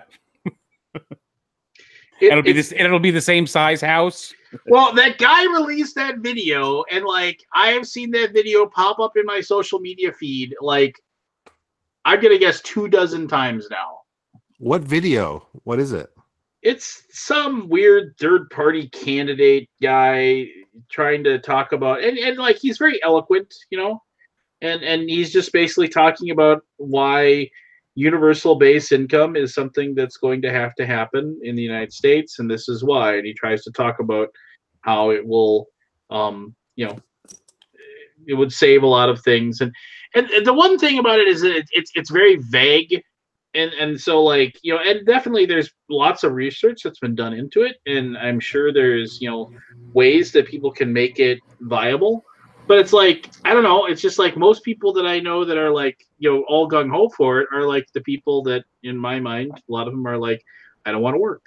It's and I'm all right, well, whatever, and I kind of just nod and say, or it's well, how they say, how are we going to pay for this? And then they have the argument I'm sorry that I'm almost sad now that a resident leftist has left because, well, we'll just print more money. And I'm that doesn't work. You can't just print money. Well, if that was the case, we would never be in debt. Yeah, and it wouldn't be any sort of deficit. Just keep printing money, and then and just hand it out but even though that just doesn't work because money like kind of devalues as you print too much of it, and I don't know. I'm not an economist. I don't have the answers. I'm gonna ask you guys a weird question. I was talking to someone today about this, and just comparing things like based on your age, and this like stupid stuff. When you go out, how much money do you have in your pocket? Zero. Well, usually zero. Well, I mean, are you talking about like access to money or actual cash? Actual cash. Well, just because my grandfather once told me, and like I always have $100 bill on me, just because you never know when you're gonna need cash. So I always have $100 bill on me. And Robert, you don't carry any cash with you usually? Not usually. So I was making this observation because it may be different, like where you're from and everything. So like up here in the New York, Connecticut area, guys who are like my age, like in their late 40s, early 50s, and over, men here carry cash. Like they'll literally go and buy like they'll play their 2 numbers at the thing, and they pull out this wad of cash. Like they don't use their cards. They have cards. They just don't use them. They pay cash for everything. I usually carry cash. I pay for things in cash all the time. And the guys at work, all the younger guys who work there, literally nobody has a friggin' dollar bill on them. Yeah. Like they'll go to the cafeteria and get a cup of coffee and have their card swiped for $1 coffee 3 or 4 times a day. And I sit there and I'm like, just get some friggin' cash and keep it in your pocket. Why? What's the difference? No, I just say it's just a mentality thing. Like where I grew up and around me, everyone who's around my age, we carry cash. It's just a thing. It's just a thing. I don't know if it's a status thing because you back in the day and then being in the Bronx and whatever. But it's just one of the things I noticed. Like younger people do not carry cash. And that's okay. I mean, if people carry cash, that's fine. But you sounded like you were kind of upset that the young No. I'm just saying they don't have any cash on them. So if the machine is not working, you have no way to pay for something. Right, but how often does that ever happen? That the machine? Oh, it's happened. We had the gas station by me like once a month. The machines, the thing won't take the credit or debit cards. I'm like, yeah, I got it's $20. Give me $20 of gas. Yeah, I usually don't have cash, man. But I never go to an ATM either. I don't have any ATMs by me or convenient to me. And every place today, pretty much every place I would need to spend money takes cards. So I'll always use the card. Well, that's the thing is that very few places don't take cards anymore because of the fact that you're just basically saying I don't want any sales today. Yeah. Because most people are in the same boat you're in. Whereas, 10 years ago, I mean, there was, not taking cards was still pretty commonplace, and it was just, but you're basically with, and it also used to be like, oh, well, we'll take cards, but we won't take it for anything less than $5, which technically is illegal because not illegal. Well, I guess basically your terms of your contract with your banking provider is that you have to take. There's no minimum purchase, but like there's that percentage or whatever that you have to pay, and so they don't want to get dinged for it. Like the little kiosk in the Fargo International Airport. There it is. I knew it. Yeah, the little kiosk that after you get in, because they won't let you bring any drinks through, right?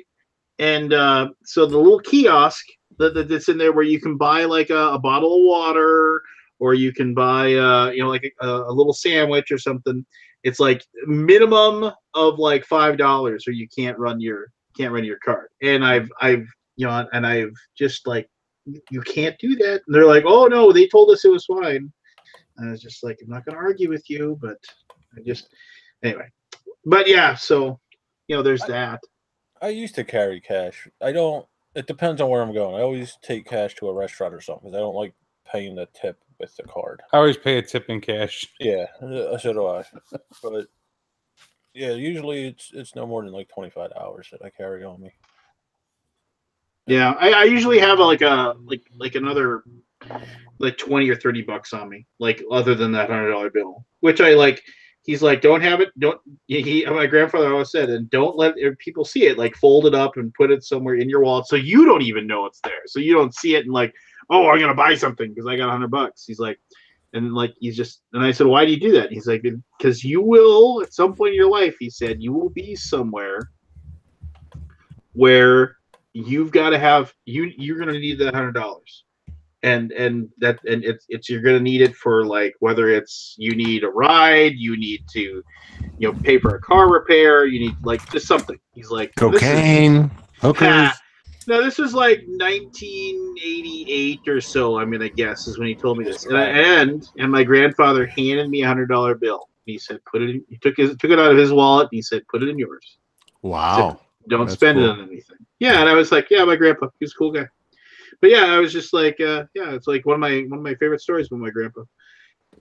And he didn't have a lot of money. He was and God, he died like about a year or two later after that. It's kind of sad. Died of cancer. But he didn't have a lot of money. He was he ran a janitorial company that like basically like they cleaned up their two big contracts were the schools in Minot, North Dakota, and the second big contract they had, and Anthony might be able to guess this just because it's in Minot, North Dakota. What do you think? And where? Minot, North Dakota. Minot, North Dakota? Minot, M-I-N-O-T, funny guy. M-I-N-O-T, Minot, North Dakota. Minot, North Dakota.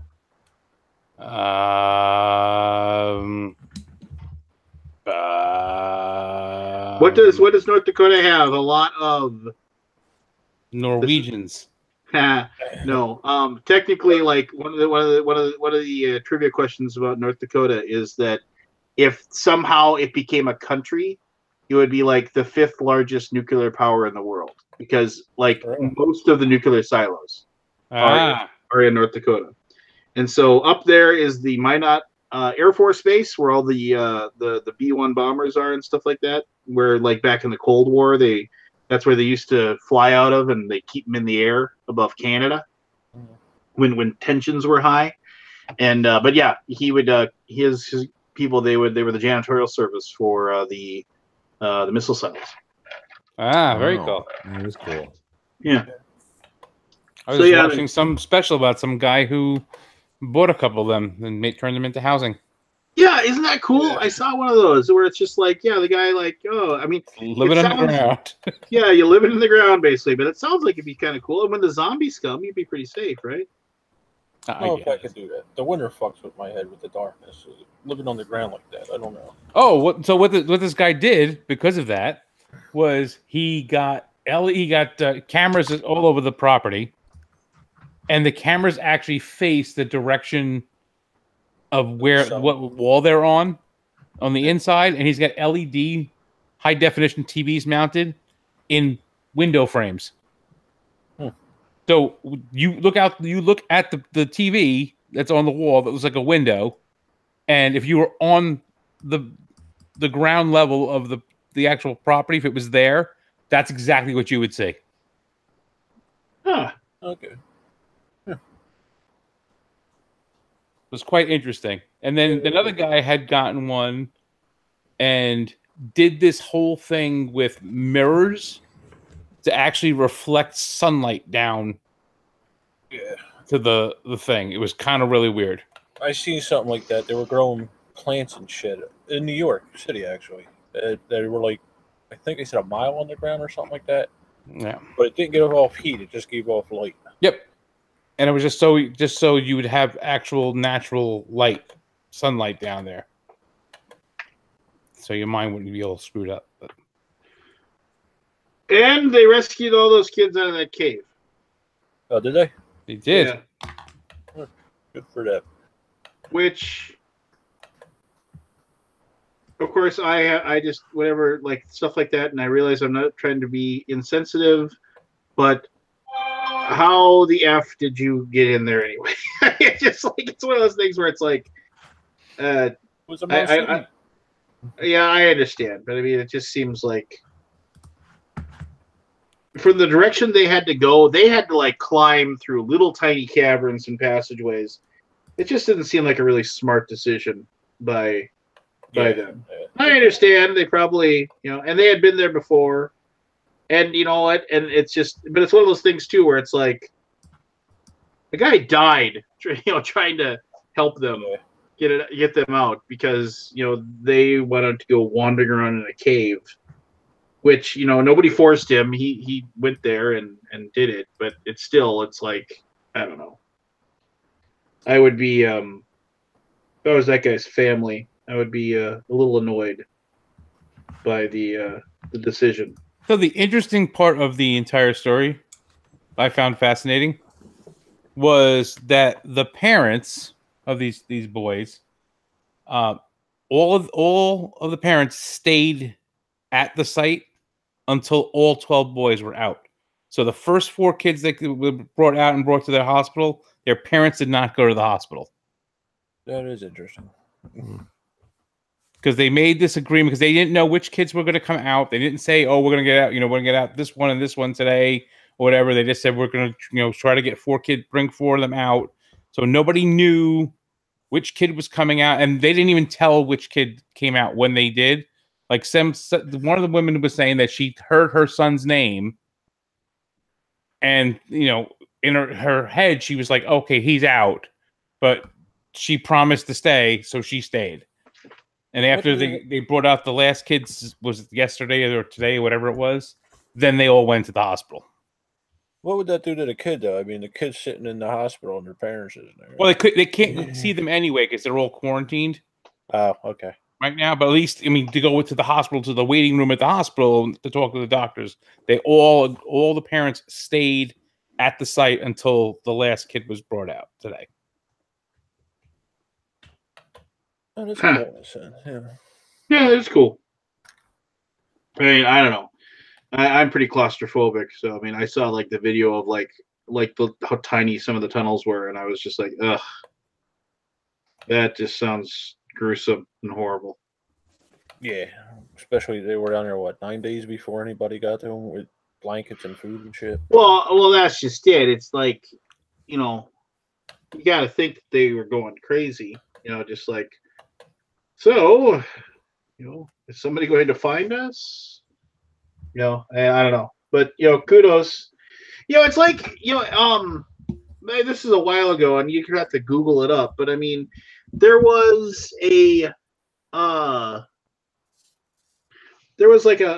woman who was trying to break the world record for youngest girl or whatever to solo circumnavigate the globe in her sailboat or whatever. And she got stuck somewhere in the middle of the Indian Ocean. She's 15, 16 years old, her family totally backed it. Oh, this is going to be amazing. She got stuck. And so then, she sends out the satellite, boost thing, this is what happened to me.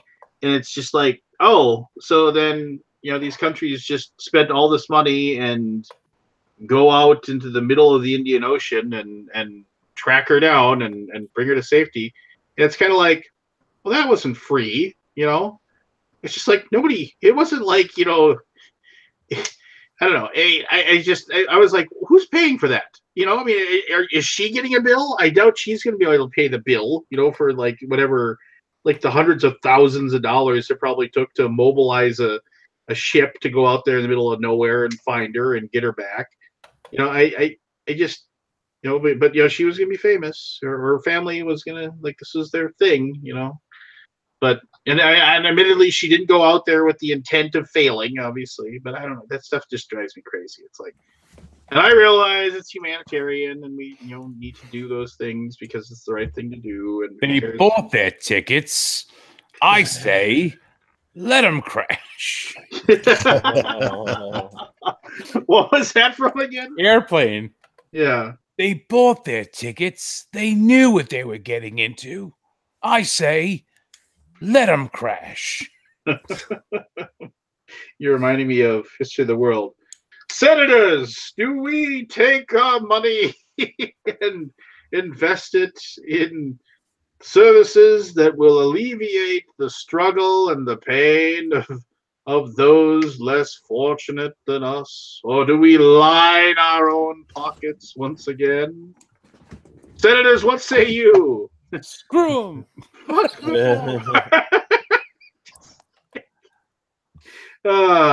Lance, that looks like an awful lot of work for something you paid $100 for. I actually like the assembly.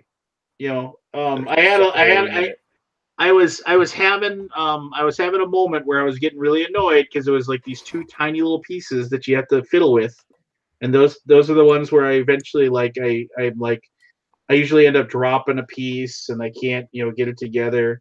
But I mean, this is probably the part that I like the most as far as like the assembly, just the fighting with it and trying to get this stuff together. I don't know. And plus, my son will be happy once I'm done with it. So that means a lot to me. Because I love my boy, and he's excited. $100 mini. Well, I didn't have to pay $100 for it. I got a deal on it because there's a guy that's that he's at most of the conventions. He's the guy that has the giant bins of yes, the bin guy. I know what you're talking about. Yeah. He's based out of like Ohio somewhere.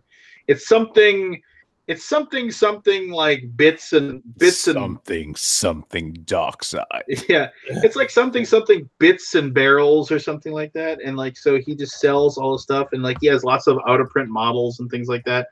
But anything that's like he just because he buys them off people, and if you buy a lot, like you can usually kind of dicker with them a little bit. And I bought a fair number of models from him, and so I got a pretty good deal. I got a larger percentage than he's allowed to normally give, sort of the things. So well, there was some of the stuff was used, so like once it's out of the package, you can charge whatever you damn well. Well, technically, I mean, if he bought it from somebody else, he could charge whatever he wants to on it. He's not but whatever. I got a decent deal, and he got my cash. Or he got my card, I should say, now that we're talking about the stuff. And then that made him happy, and I got happy, and we went from there. Trying to think. God help us. God help us. Yes, thank you. Thank you, Barry. Yeah, I don't know. This is my thing now. I mean, I still play board games, but like I've said this before, and I'd rather build miniatures and play Warhammer than anything else right now. Well, I'd play D&D first. I like playing D&D more still. You like building or painting better? I like both equal. The thing is, I'm such a horrible painter that I wish I was better. I'm always like, God, why do I suck so bad? Just like I'll watch 7,000 videos of like, it's like, okay, so this is how we do this. And I'm like, I'll watch them and I'll be like, okay. All right, looks good. Okay, understandable. And then it gets to me, I'm like, just like, it doesn't matter what I do. I don't know what it is. I was at the Warhammer store because I had ordered some cave squigs for my Moon Clan army, and I was in there just BSing with the guy running the place.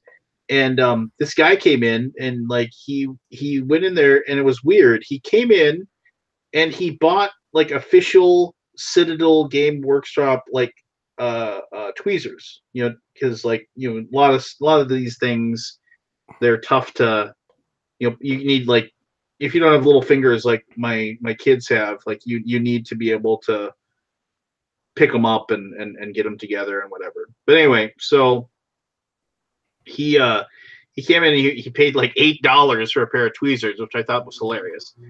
And then he started talking. But I noticed when he was paying, I watched his hands, and his hands were shaking like this much. And I was like, "Good Lord, how do you paint? but maybe like you can brace your hand against the table or stuff, and that'll help a little bit. But I was still also like just astounded that like he was able to paint well with that. Hey, Lance, speaking of Citadel, yes, sir. Did you ever buy a painting handle? Yeah, why? How is it? I actually like them. Where is mine? It's over here somewhere. I actually bought another one for my son because my daughter has one, I have one, and it really helps my kids more than me because I can paint without getting myself all dirty or whatever. But my kids, like, they just can't seem to not touch where they've already painted, so they look like they're. You don't have to find it. It's okay. Yeah, no, actually, I'm annoyed because I came down here and I put them down. Yeah, no, I think that works really well. I mean, you can definitely, you don't have to get like the official GW ones, but I mean, they're like one of the few things that they actually sell that $8. I mean, well, yeah, no, it's one of the few things they sell that isn't an arm and a leg. Or here, okay, there's one of mine. So, like, yeah, here. And this is just this cork is where I had stuff in there that wasn't on the base. But the cool thing, like as you know, is that like this is like so it won't hold like a giant base like this one that I'm trying to pick up. But like any of the smaller bases, like will it fit this one? No, I won't fit that one. But any of the smaller bases, so yeah, and then you can just hold it and do whatever. And but like I probably don't use mine as much as I should. I probably would do a better job with it. But it's pretty ergonomic, and they're small enough that like my kids' hands can actually fit over them. So as far as like Citadel stuff, like I said, they don't overcharge for them, and they do a really good job. So yes, I think they're good. All there, right. that's my pitch. I'm gonna get. That's why I'm just wondering. Yeah, I mean, and they tend to go out of stock as soon as they come in stock. I know, so that's why I will go and probably just give the guy at the local store money and just tell him to order me too. Yeah, like my store got like I think 20 of them today, and they were gone. Yeah, I saw the picture. That's why it made me ask. Yeah. for my Well, I saw you post. Where are my squids? Where are my squigs? And he's like, you're there, and I had to resist the urge to go. Is that Dick? May I call you Dick? No. That's the new official worker. That's the new official guy who seems to be he's pretty cool. He's like he's getting stuff organized, and looks like we're gonna have some good times. So very cool. Well, it's 1:30. I'm going to bed. Yeah, I was just gonna say it's getting late. Me too. I would like to thank the always awesome Robert Burke for being kind enough to join us today. Thanks for having me. I always enjoy it when I can show up. Well, I will. Excuse me. I will make sure I just drop you the invite on a regular basis, and then you can just show up when you're able to. Yeah, cool. And then just have an open invite, if you will. Yeah, and I'll see you at Gen Con, man. We'll do something. No, we should like come to the Hot Games room, man. Play games. Okay, with us. I will. Can I get into the Hot Games room? Is that free for everybody? I believe it's You know the guy who runs it, so. Who runs it? Scott Alden. Oh, he actually runs it? Well, yeah. Well, he's in there all the time. I'm sure he has people working for him. Like that's what I would. That's what I would think. I don't think. Well, yeah, Keith Collins. Well, I mean, it's not like the doorman at the Hot Games room. No. Like he's got volunteers that are there. Who's that one guy that's always there? But can like anybody walk in, or do you got to have a BGG badge or something? Oh, well, make sure you have your badge. Yeah. Even if you're coming after the exhibit hall hours, because they do occasionally come by and check, because it's technically an official Gen Con event. The Gen Con ticketed event, so therefore you have to have a Gen Con badge to be in there. Okay. Ooh, here's my toxic pools I made today for a Nurgle guy. Ooh. Yeah, I'm pretty proud of those. Realistic water, don't pay extra money to like get like the like Vallejo still water and stuff like that. You can pick up a jug of realistic water that people use for train scenery at Hobby Lobby with your like 50% off coupon they have every and then you just you put in a little bit of like just some FW ink, which you can also pick up on the cheap at Hobby Lobby, and you can make cool little like little pools that like you can, and also how I save money. You know how I save money. You don't start these crazy hobbies to begin with. Yeah, I don't play Warhammer. Yeah, well, and then also like I made the mud. The mud that's on there is the mud I made that one night whenever I was watching, where you mix sand and paint and spackling paste together. You can just put in one of these. Stuff works awesome. I don't know. It's a fun hobby, and my kids are into it. My kids are like all in to it, and so we have fun with it. So there you go. That's cool. It's cool because it's something creative you're doing. That's cool. And the thing is that I don't like the big thing about the hobby is like everybody says it's like you never play as much as you collect, build, and paint. But as long as you're getting the fun out of it, then it's good. It doesn't matter, right? Yeah. So that's the weird thing. That's what we tell us. Good. All right. Let's say good night. Good night, everybody. Good night, all.